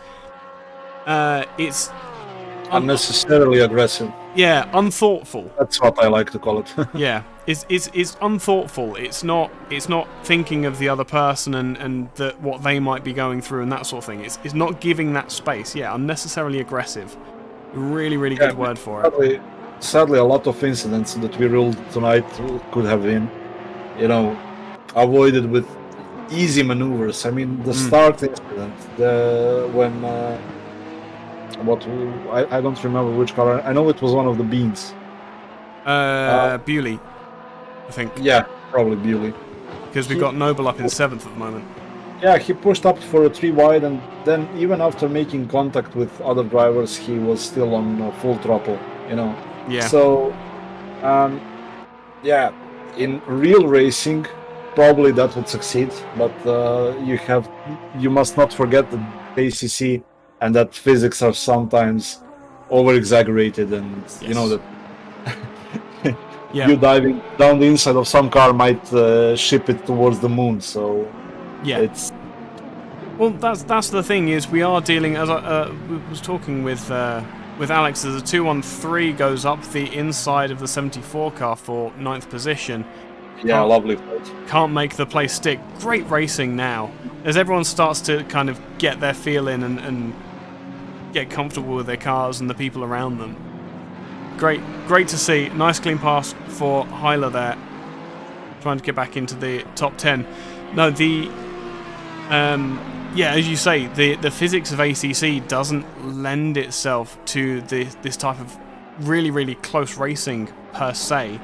You need to be super respectful, and you have to remember that we're dealing with netcode and drivers trying desperately to make the most of that netcode as well. Yeah, but also then you have to have in mind that these are the physics of real cars, when real people could, I don't know, end up with really major injuries or even get killed them. Yeah. And then you drive it from the comfort of your chair. So, you will want to dive down the inside, but can you really do it? Can you really do it? Yeah, I was chatting with my teammates the other. By the way, pass for P1. Berenic passed Zach, but Zach is fighting back now. Into Delator they come, and the 8 is going to go to the outside, cuts right back to the inside. Ferrari's going to get up in the draft, and we know that 89 car is going to be super quick down these straights. A Ferrari between 2 Porsches. What do you think, Mally? It's all about sector 1. Let's see if Zach can actually stick close to Berenic. Well, Berenic has much newer tires, but look, Borovec is now attacking him for P2 even. Yep. So. And how good can that Porsche be on the brakes? He's not going to park it on the inside. Not enough of braking zone into Hotel there. But a very different line being taken by the 22. And you have to wonder, what do you think? You like the Ferrari, Mally. Yeah. That we saw the Ferraris dropping back in the early stages of the race after the safety car. Do you think that the Ferraris didn't like being cooped up behind that GT4 Audi? Just watch this. Watch how Porsche can't get past. I mean, no matter what Filip will do. Nope, interior that one. This is amazing. To come back to your question, I wouldn't say it's that. I mean, I guess it's like driver preparation, and we also saw the grid was shaken up quite a bit because there were incidents, people were going to pits, and then there were incidents after the safety car period. So, I think Zach has done a pretty good job to emerge from that. But now it's, I think, the genuine pace of Romano and Filip here. Yeah. Yep, I totally agree. I absolutely agree with you. Let's not forget that Zach might be onto another pit stop, so... Well, that would explain... massively down the grid. That might explain his relative lack of pace, is if he's trying to fuel save, he's turned the engine down to try and save some fuel. If he's been lifting and coasting himself back into these Porsches to try and play a defensive game, that would absolutely make sense, but it's going to be such a long stretch for the Ferrari to make that happen. Yeah, so one race I won in Ferrari here. It is the first competitive race I won in GT3 class. Mm-hmm. It was a 90-minute race with free strategy, and basically what I did was I did not change tires while everyone else did. And so That's with brave. some power saving and fuel saving, I actually, had a much faster pit stop. Yep. And then when everyone did their pits, I found myself in the lead. And even though I had old tires, there's nothing that anyone could do to me on this Mistral Straight, as you can now see again with Zach and Borovec. But this is also good for Simon Terbovšek in P4. Mm-hmm. So he might catch up as well. I think he's closing in pretty good on them. Yeah. So as long as Zach can close all the doors in Sector 3 and Sector 1, then there's no way that Filip will pass. But he's getting dangerously close. Yep, that is a very, very hungry 22 car. He wants to back up his teammate, and I'm sure that he is. Good grief, 22 car goes up the inside, doesn't have the overlap at least. So neither Zach will live to fight another day. Do you? Well, I'll let you get back to the team in a second. Oh, what a dive up the inside by the 22 car! That was brave, man. Oh my goodness! What is this? Coming out of Della Torre, they come. Ferrari's gone right to the right hand side. To the pits. No! To the pits for neither Zach. But let's watch 100. Let's watch 100. Yeah, and now we've got the problem where Terbovšek is on the tail of the 22 car, and if he can keep it tucked up underneath that Porsche, all he needs to do is make it to the Mistral Straight, and that Ferrari will fly. As long as he is somewhat close to Borovec, but this technical part, this chicane, and the long right-hander is where Porsche might get the advantage. But with Ferrari being Ferrari and with the slipstream of that Porsche, I think this will be a move down the inside on the run to turn 3. So Filip, when someone think about this now, when someone is slipstreaming behind you on the run down to turn 8, you just defend the inside. Yeah. Can you imagine a move around the outside in turn 8? I've seen it. I've seen it done. Look at the Ferrari pace advantage. That's incredible. Yeah, that's the only thing the 22 car can do. Question for you, because we did... Oh man, the car's already passed. Wow. What straight line speed. That's Ferrari and Paul Ricard. That's insane. And also be prepared for more of this, because I don't know if I told you this, but the way we organized our calendar is to cover all the BOP categories of this game. Oh, that's terrifying. Yes, we have slow tracks, we have fast tracks, we have high downforce, we have low downforce, and every other car will have a chance to fight on other track. And tonight, this is for Ferrari. This is Forza Ferrari. Oh, as the Ferraris go either side of the 213 of Heiler, nothing happening there. That was awesome. That was incredible, and the Ferraris are still side by side. There's a tap on the rear from Heiler there as the 33. What is going on here? Did 74 just make a double pass? I think he did. Yes, he did. Oh my goodness, he did. Oh my! This is my ex-teammate Jokic. Well done for him. What a ridiculous maneuver. 3 wide almost going into Signa. You said about, do you think it's possible passing around the outside? We've just seen it. 3 wide into Signa, 2 wide through Busan, and the 74 car coming out top of the lot. Yeah, so more of this and less what happened at the start, please. Thank you very much. 100%. 100%. I'll let you get back to your team now, Mali, but thank you very much for coming and having a chat with us. It's always important to get the mindset of the management, let's say. Thank you. In these kind of incidents, because, well, the better that the drivers understand your mindset, the better they'll know how to avoid drive-thrus. As we have one for Borovec and one for Otto Winkler, which unfortunately we've missed, so we'll find out what those are for. No, Borovec is, I think, for track limits. It's assigned by the track, by the this is by the game. Yeah, we didn't launch any investigations. Okay. While I was here. Yeah. All right, Mali. Thank you very much for dropping in. Really appreciate you giving the time for us. and hopefully speak to you soon. Yeah, enjoy this closing stage of the race. You too, my friend. Have a good evening, man. Back to the racing then, and a very insightful and very important interview with one of the admin of ISDA. The 213 is not happy with losing those 2 positions in one straight. Good evening race control to Garrett. Incident between car 82 and 44 on lap 44 at turn 1 is under investigation. Let me see if I can get that replay. I can. Ha ha ha. Let's see if this is going to work as intended. 82 and 44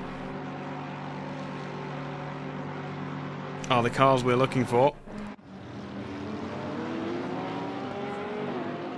So, is this going to be down into turn 1? Or is this going to be... Oh, is this going to be the 125 on the 44 on the brakes into turn 1? Porsche gets a massive amount of progress and a big old bump on the rear. Pushes the 82 round. And that is going to be Otto Winkler's evening made even worse. As into the pits he comes to serve his drive-through. Krisnich now up behind the Ferrari of Nida Zak, who had to drop into the pits to get some fuel in that car. He wasn't going to be able to make it to the end, so got the pit stop done early to be able to make sure that he's got some time to get... Just as race control. 15-second time penalty for car 44 for causing a collision. It's fairly cut and dry, I think. Unfortunate for the 44 car, but as Mally was saying just now, very difficult second round of championship for all the drivers here. Lots of concentration needed, and people seem to be falling by the wayside. Something chronic. We're down to 19 cars in the race now. Vitally important, of course, that everybody keeps driving, because that's the only way you're going to get points, is if you stay on the track. Ferrari's Krisnich looking to the inside, then the outside of Zak, but this is going to be a very difficult maneuver. We know how quick that 89 Ferrari is.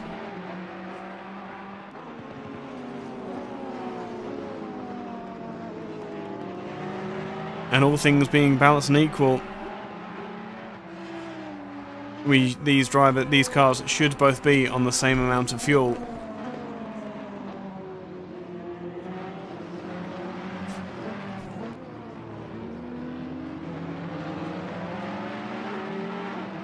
Across the start-finish line they come, Ferrari versus Ferrari, with the Porsche in front just to make things even more complicated. Nida Zak is now within half a second, a ridiculous amount of pace being shown by the driver who was leading the race.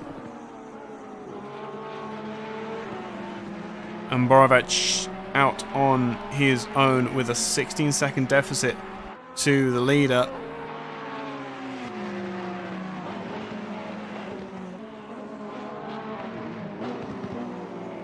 We'll go through the end of Sector 1, and here we will see the Ferrari power on the straights. Let's just very quickly enjoy the terrifying speed of that 89 Ferrari down the Mistral Straight, up in the draft of the 44 Porsche. We get into 6th gear, and the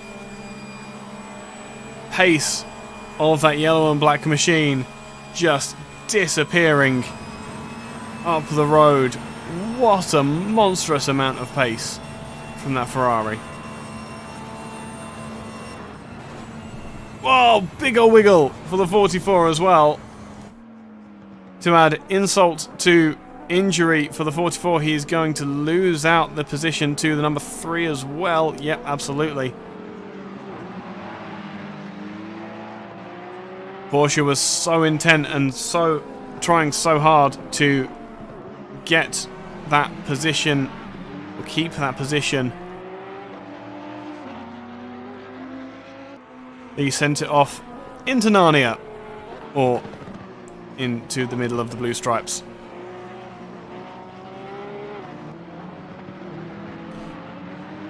"20 minutes remain in this second round of the championship. Romano Berenic leads the way in the Pirate Racing Porsche 911 GT3R. Tabovcek is in second in the 488 GT3 Evo with a 7-second deficit at the moment. We watched the 44 car having a big twitch again in the background. Lankerdijk is the first of the Aston Martins to take third position, and then the first of the Cops cars will be in fourth. Filip Borovec, after a bit of a race to forget with a couple of penalties and a lot of incidents, will be trying desperately to gain back some of those positions, with Jamie Noble in the sixth place 28 car just up behind. Jokic is in the Ferrari 488 GT3 Evo with Silva just behind as well by 2.6 seconds. The other Cops Lexus is circulating in 9th, with Dan Babbage in that 101 Honda NSX circulating around in 10th. 18 cars now remain. Unless that is Mixic back out and circulating. No, Mixic is still in the pits. We are now down to 18 cars, so another disconnection, unfortunately, for one of the drivers. Which driver is that we have had disconnect?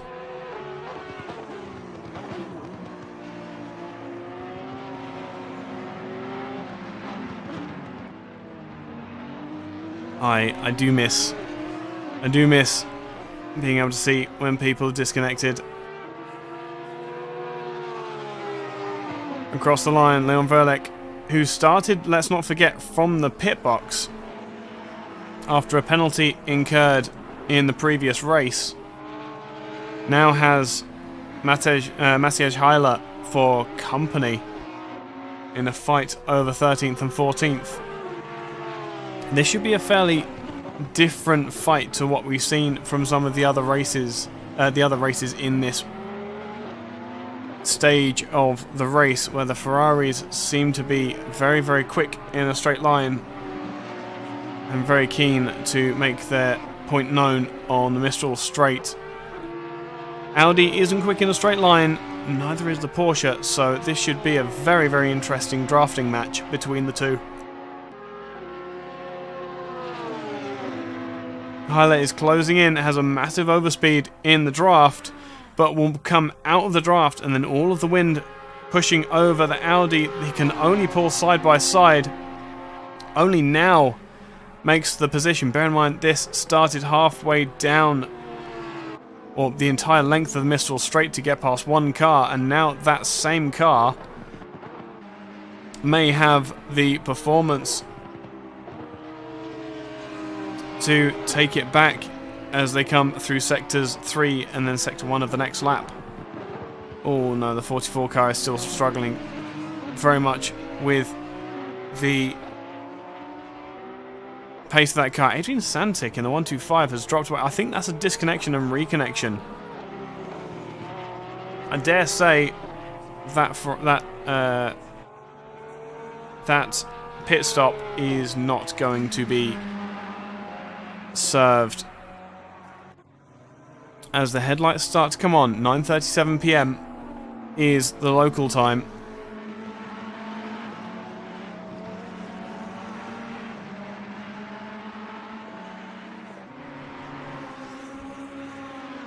And the drivers all begin to attempt to settle down. Nidazak still has the close intentions of Igor Krishnich for company, but they too are closing in.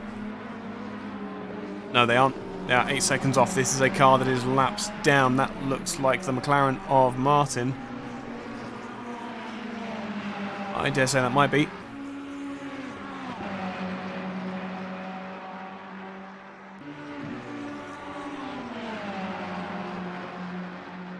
as neither Zach trying to get up in the draft. That Ferrari has an enormous closing speed of Krasnic up behind. I don't know if this is going to be a pass for position, a weave across the road, which is totally understandable. For neither Zach trying to go too wide, the 3 car can't make it happen. He's going to get on the marbles. Does manage to pull it back, however.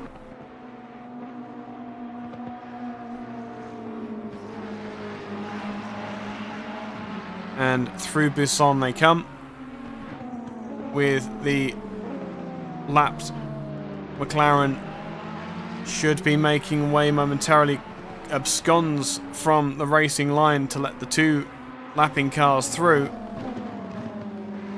On the brakes, that number 3 car's looking mighty aggressive. I wonder how much, with 16 minutes to go, Igor wants to push the point for Zach at the moment.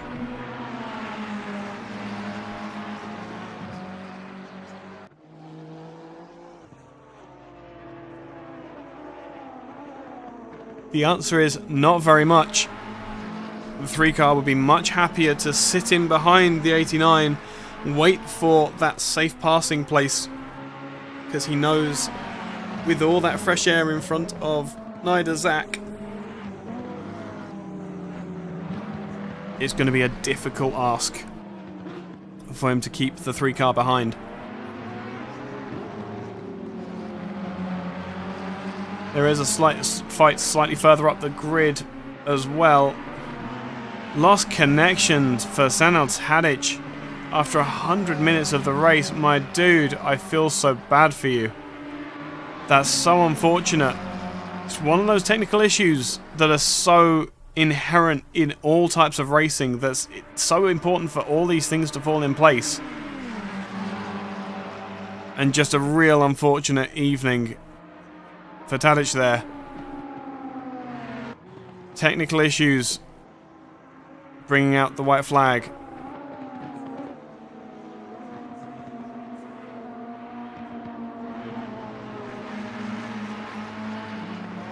It looks as though this battle is not quite as eager as it seemed. The 3 cars reasonably happy to sit behind the 89 at the moment, who isn't content to sit behind, however, which I find very shocking at the moment. 69 car of Ido Kops is hounding the back of the 33 Ferrari of Mattia Silva. Endurance lights ablaze, and we start to see the exhausts glow as well in this twilight section of the race. Wonderful, wonderful show the drivers have put on tonight. Really difficult racing with such high talent being on show.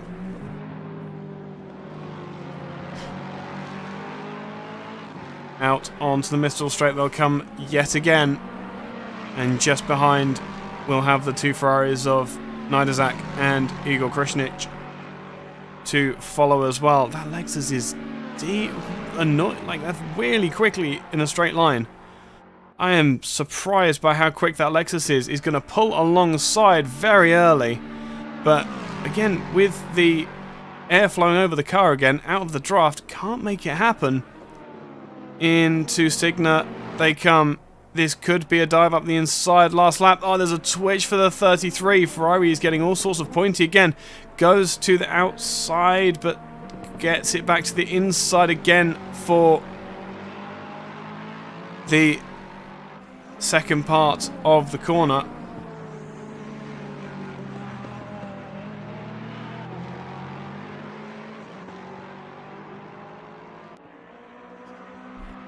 Where's Krasnic gone?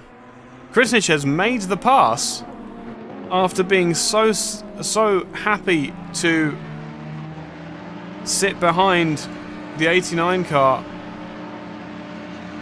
for so many laps. Krasnic has run out of patience with the 89 car.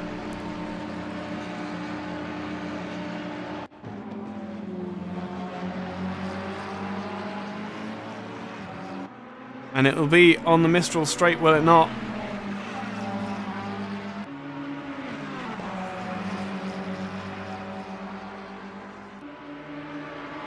is this a fairly simple pass? Oh, he has the straight line advantage. Goes to the outside. It's contact between the two. 89 pushes the 3 off the road ever so slightly. And will maintain the position for now. I'm sure the McLaren is enjoying this fight. Something chronic. 89 pulls out of the way and lets the 3 car through. I think that was fairly understandable. And leads out of Buisson. I wouldn't say simple per se, but absolutely an important pass made for Krasnic there. Meanwhile, the battle for 8th position comes even closer as they go through Buisson. I believe the Lexus just taking a slightly different line through there and then into Bendor. 6-9 can hold it tighter. That Ferrari is looking pointier and pointier as time goes on. Into the final 2 corners they come. That's really strange that 6-9 gets so close. Under the wing of the Ferrari. Oh, here we go. This is... Let's jump on board with Lexus. 1, because we can. And 2... because it looks incredible from this perspective. That ultra-wide mirror for the drivers in real life. Look at that Ferrari. It looks so uncomfortable at the moment in this first sector. The undulations on the road really upsetting the balance of what is a trimmed out Ferrari. Rear spoiler twitching under braking. It was the ABS that saved Silver then. Into Ducamp and out they come for St. Bomb. The Lexus is looking hungry and it's looking close as well.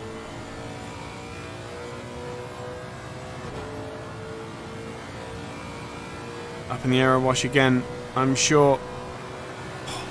Look at how quick that Ferrari is in a straight line. We are fully up underneath the wing of that 33 car and the Lexus can just make a difference. Will go out into the draft on the outside. The outside corner is not going to happen into Signa, but maybe can get a cutback or slow the car into Buisson. We've seen many passes made that way. The 33 goes wide. 69 to the inside, blocks the apex off from the 33. And that will be the pass made. The 69 I think is giving the position back. He wants to do this cleanly. He wants to get it right. 9 minutes and 22 seconds to make the pass. We've not had much helicam tonight. And I kind of feel like, oh, that Lexus is so good on the brakes. He was not expecting the 33 to be quite that close. Exit of De La Tour now. DuPont, sorry. Where's De La Tour gone? De La Tour was where the Lexus outbraked both itself and the other car. That's where that was. No other fights really to be making a point of at the moment. It looks like Verlich has lost out, or was that... the 125 car. Adrian Santic was in the pit, so Santic has the pit stop served. I did click that one, but, you know.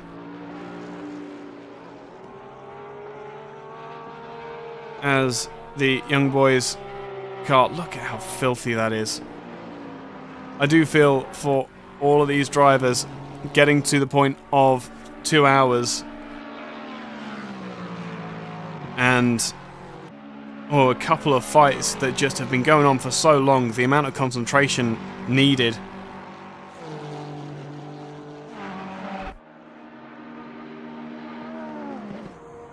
Into Signa they come. And here's an opportunity for the Lexus. Got right up underneath the rear wing. It looks as though it's going to be into Buisson.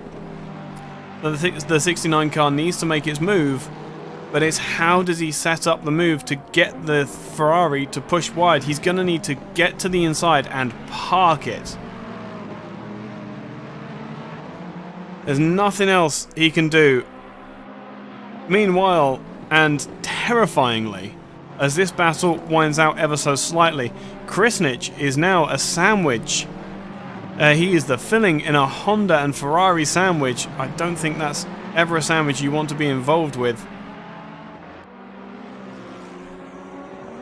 As Nidazak is hungry to regain that 10th position. Meanwhile, he's looking up ahead and seeing the Honda NSX of Dan Babic going on the defensive into turn 1.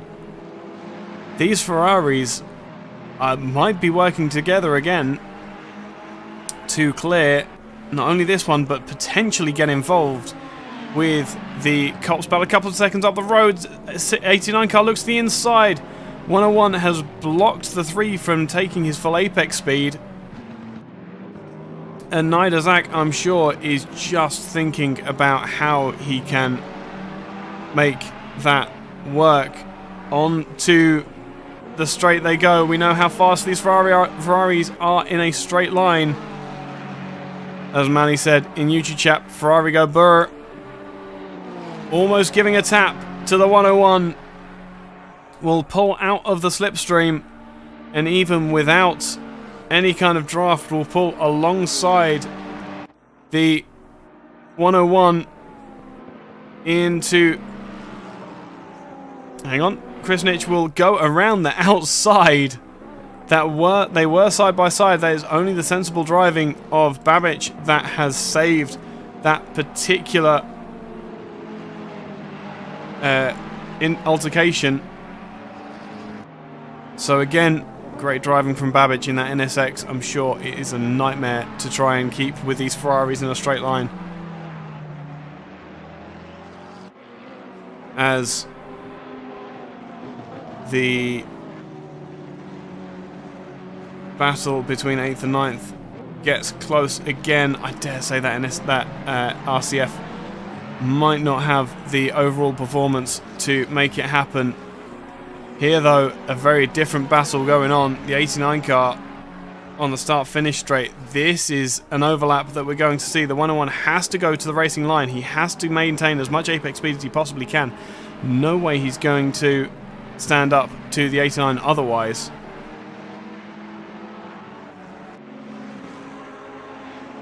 That gap is getting very, very close now. Nidazak on the brakes now. Okay, this is all becoming one big battle now. Excellent. The gap between Babic and Krasnić is just about a second.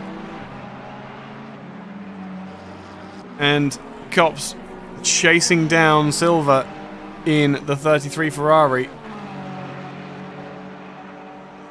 will try desperately to get past the Lexus and possibly even the 33 car in front. The Lexus is 0.2 of a second off. He's 0.1 of a second off. Can he make a dive into Signet? It's not going to happen here.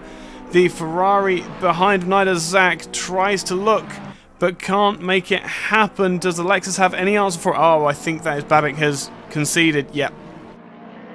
Ferrari got it right to the inside on the exit of Signet and was able to make it stick. Now the Lexus is in a Ferrari sandwich and is going to have to be looking in his mirrors as well as looking ahead. This might give the 33 car in the dying minutes of the race the opportunity to get away. We know the 69 car can live with the pace of the Ferrari in the draft, but these positions will matter. At the end of the race, Ferrari almost clouts the back of the 69 car. But all the while that 33 car is close by, I'm pretty sure the Lexus should be able to keep the gap. Ferrari looks to the inside. Number 3 car has the straight line advantage. Can't make it happen into turn 1 though. It's not enough of a braking zone. Meanwhile, Nidazak is going to be approaching on this battle as well, bringing the 101 car with him. Krasnić has got all of the drive. He tries to make a move up the inside. It's never going to work. The 69 car misses the apex and Where's he going to rejoin? Oh, the Lexus looks around the outside to rejoin. That was so close. I dare say that is a cut track worth taking to keep in front of this marauding band of Ferraris, but he has critically dropped out of the slipstream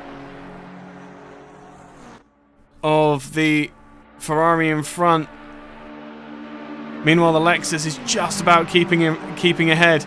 Now Nidazak has the draft of the Lexus. Can he make a move around the outside? He'll give best. I don't think there's enough life left in those tyres to be able to make it work. As the Lexus is... all these drivers are being held up by Mattia Silva, who again is just playing to the strengths of that Ferrari, parking exactly where he needs to be able to keep this ridiculous band of cars behind. The 69 car didn't quite get the drive off of Bendor that he wants. Into Delator on the brakes. The Ferrari looks to the outside. That's a very brave move. A big old slide from the number 3 car. The Lexus will give him space on the inside just about. Will get the traction down, and now the 89 car has the overspeed. It's going to be 3 wide as they come across the line. Not quite. It's going to be 2 wide as the 89 car looks up the inside. Has a massive overspeed. Control. Incident between car 3 and 69 will be investigated post-race. 3 and 69, so there has been some level of altercation. 89 car has the line on the inside. This is the maneuver that cost the 89 car a significant lead in this race. Will he make the braking maneuver? On the brakes comes Nidazak. The Ferrari can't block to the inside, but now the 89 car will have to be on the outside. They make contact wheel to wheel. And now Dan Babic is rubbing his hands with glee as the battle all comes back towards him.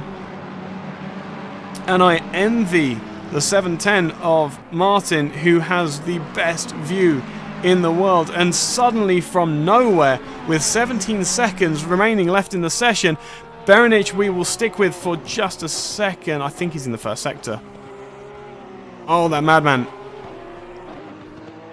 has a 31-second advantage over. So this will be the final lap. But these guys will have another lap left to serve. Nidazak to the inside. They try to go 3 wide. Nidazak will block back out of the maneuver. The Lexus goes wide, and that is the position lost and gained by Krisnich. Krisnich will... Kops will make a daring move to try and block the 89. The 89 got a big wiggle on in the middle of the corner. I don't know if that was necessarily forced or not, but Nidazak has one more lap to try and make the position on that Ferrari. I'm sure Krisnich now will have all eyes forward and try to take that number 33 car in the final lap of the race. 69 car gives room to the 89 on the inside and will let the car slip past. I dare say that might have been a voluntary one. Perhaps not. Yeah, we'll pull back into line. On the brakes into turn 1. Can the Lexus get it stopped? Oh, wow, that was very close. That was very close on the entry to turn 1. Nidazak goes defensive, as we know he can. Gets on the brakes, gets the car stopped. Now, Babic has an opportunity here to depose that 69 car as well, if he can get the timing right.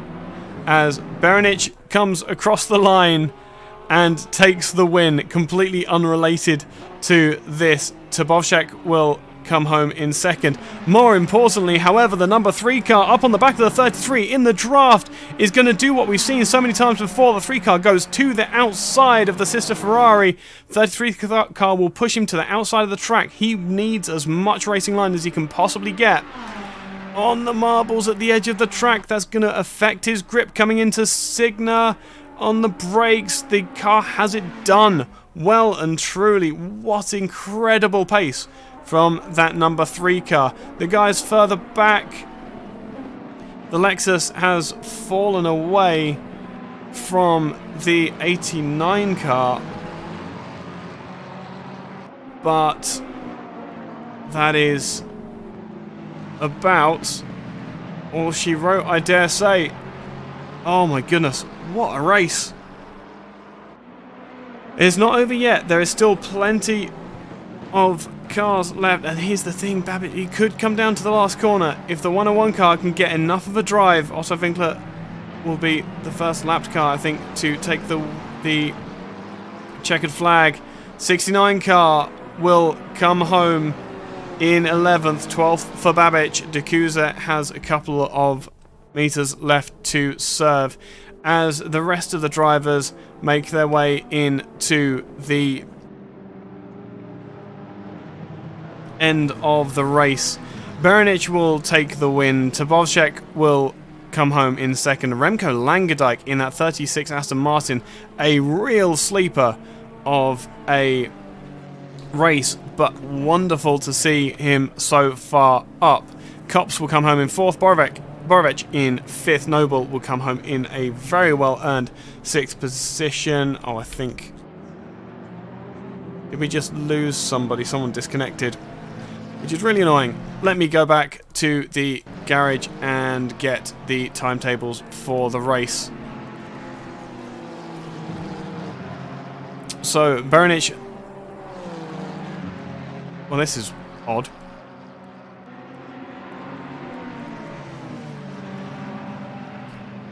As Berenic has been removed from the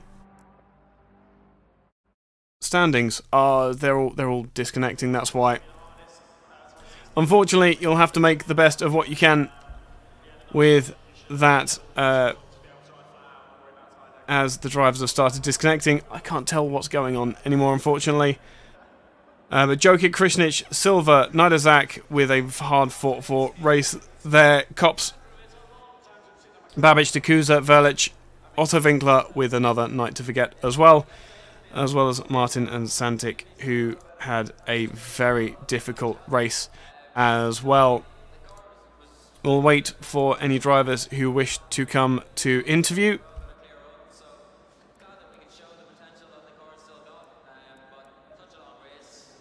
And hopefully, well, we might see someone come and say hi to us. First, into the comm box, we will have a Jamie. Good evening, my friend. How are you doing? Team Bean semi on the rise then. Better than last time for me. Actually finished the race. Yeah, man. That was, and you finished well as well. Yeah, I mean, I just like, everyone just crashed in front of me, so. Yeah, so what was your viewpoint like from of that Turn 1 incident? Because that was, I'm not gonna say messy. Well, but... I didn't see the incident. All I saw is every car facing backwards. Oh, I see. And I just saw a little gap, and I just said it. So Lady Luck playing her fair share in this particular race, but Yeah. a steady and calculated stint from then on out, or was it pedal to the metal, running 11 temps, trying to keep up with the aliens in ISDA? I was pushing, but I didn't think I looked after my tires very well, because I was quick at the beginning of stints, but then towards the end they just like nosedived. So like at the end I was being caught by the car behind me quite significantly. So I'm glad the race ended. Yeah. But I was just kind of pushing to the end. I didn't want to lose any more positions. I needed the points. No, absolutely. After Zandvoort was a very difficult baptism of fire for both of you. This is so what happened with is it Max? Yeah, he forgot to serve a drive-through. Oh my goodness. He got a drive-through for track limits, and he forgot about it. Oh. So he just got murked. That's heartbreaking. But yeah, he wasn't too happy. I have not spoken to him. He got the disqualification and just left.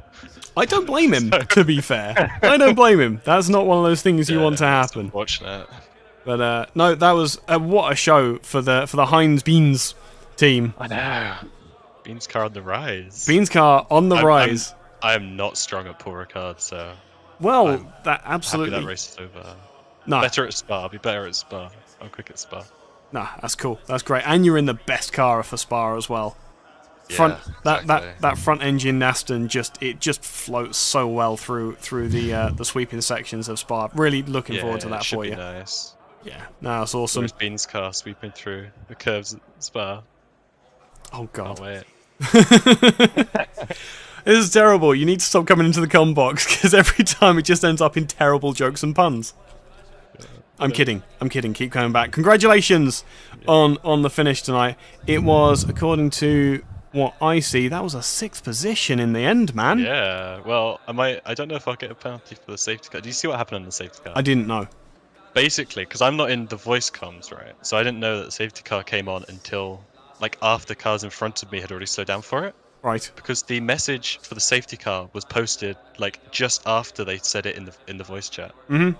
So I had people complaining at me in the chat because I'd overtaken them, not realizing there was a safety car because I hadn't been told. So well, that's why you need to be in. That's why you need to be in the voice chat. I know, but I like talking. Oh yeah, I know. Hey, as I say, get yourself a TeamSpeak. Cheap little TeamSpeak you run locally, and you can run the two. It's all good. Or anyway, just, open Discord twice. Get 2 accounts. Oh yeah, okay. That's the other way. Anyways, you need to invite other people. Yes, go on, so Jamie. I'll go. Yes, I will catch you in a bit. You have a lovely evening, my friend, and I'll speak to you soon. Next into the combox, I think it was. Let's bring in Zach into the combox. Zach, my friend, a bit of a night to forget for yourself. Monstrous pace, and talk me through it. Hi, Sky. How are you? I am not doing too bad. How are you doing? I'm more interested in you. Yeah, I was talking to Dan about this. I think I lost the win for the first time with you, with the ISDA, because I was leading the first stint, and I decided to go for two pit strategy, 2 pit stops, and I was hoping that the others gonna do the same, but it wasn't.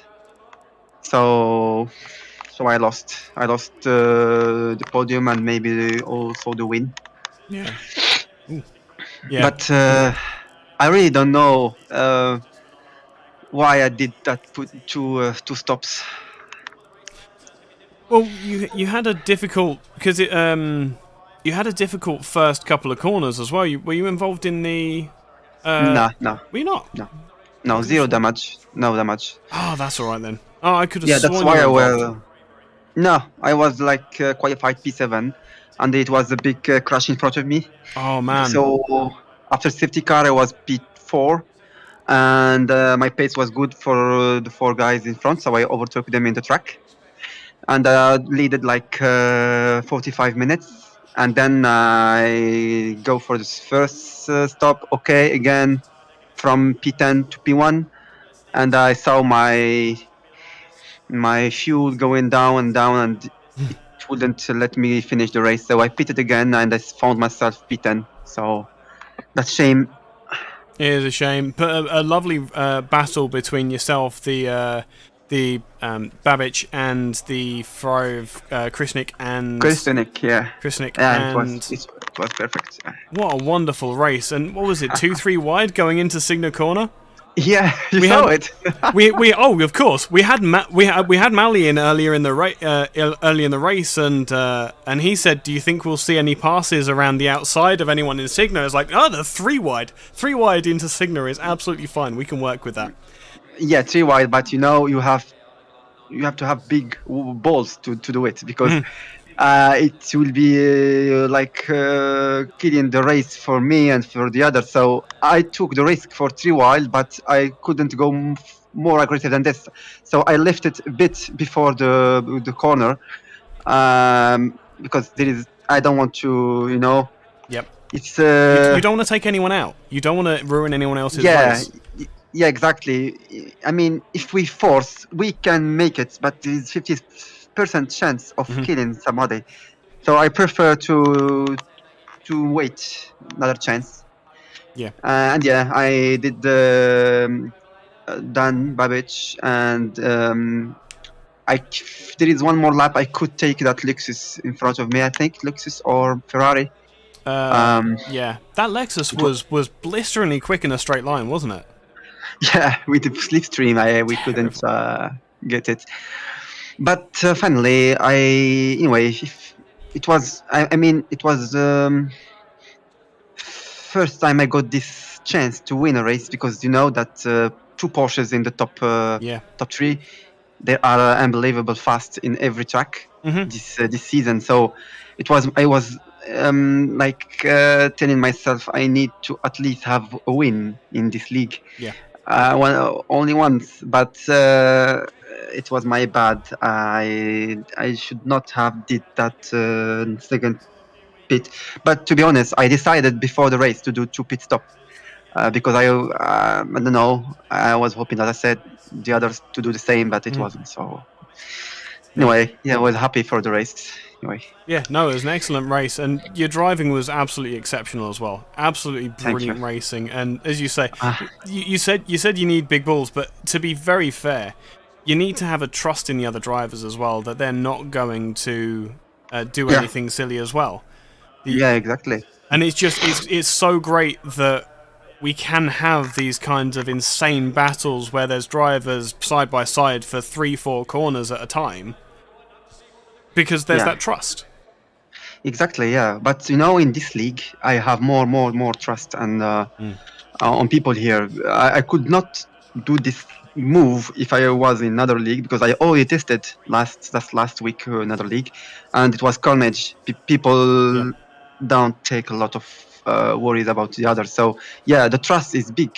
And confident of the others. You have to, if you want to go 3 wide, you have to be sure that the other guy will have to follow his lane and not move like 1 meter or 2 meter. He will touch you and you will die. So yeah, anyway, as I said, I didn't want to take too much risk for it.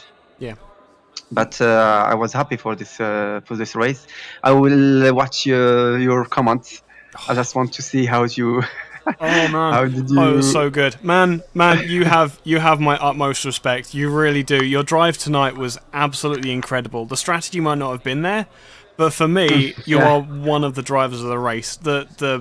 The level of consistency and bravery and respect that you showed, absolutely incredible. Thank you guys. Thank you guys. Thank you all for this ISDA league. It's a perfect league, so I hope to be there many seasons further. I look forward to seeing you. I look forward to seeing you on the podium again, my friend. It's always joyous to see you near the front. Thank you a lot. You have a lovely. Go on. Yeah. Have a lovely night too. You have a lovely and can't wait for the next race. I will be more prepared.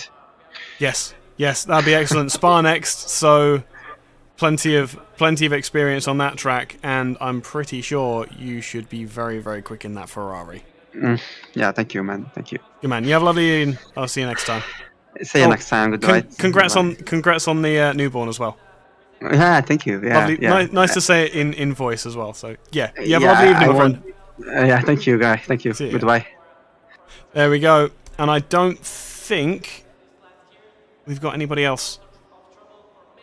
So all it leaves me to do is say thank you very much for watching. Let me just very quickly transition back to the main screen so that you can see the full finishing order for the GT3 race tonight. Berenic will take the win with... Oh, typical. Damn it, I thought I was going to get it then. There we go. I will then bid you all a very good evening. My name is Untitled Chapter. You've been watching the International Sim Drivers Association. Remember to leave a like and click that subscribe button if you enjoy what you have been doing. If you want to get more involved with ISDA, then the links for everything you could possibly need are down below, including the live timing screens as well, which means you can follow along with the race even more closely. It's been brilliant to be on the mic, as always, and I look forward to being able to do it next week when we go to Belgium, to one of the homes of racing and one of my favourite tracks in the world, Spa-Francorchamps. Good night, everybody.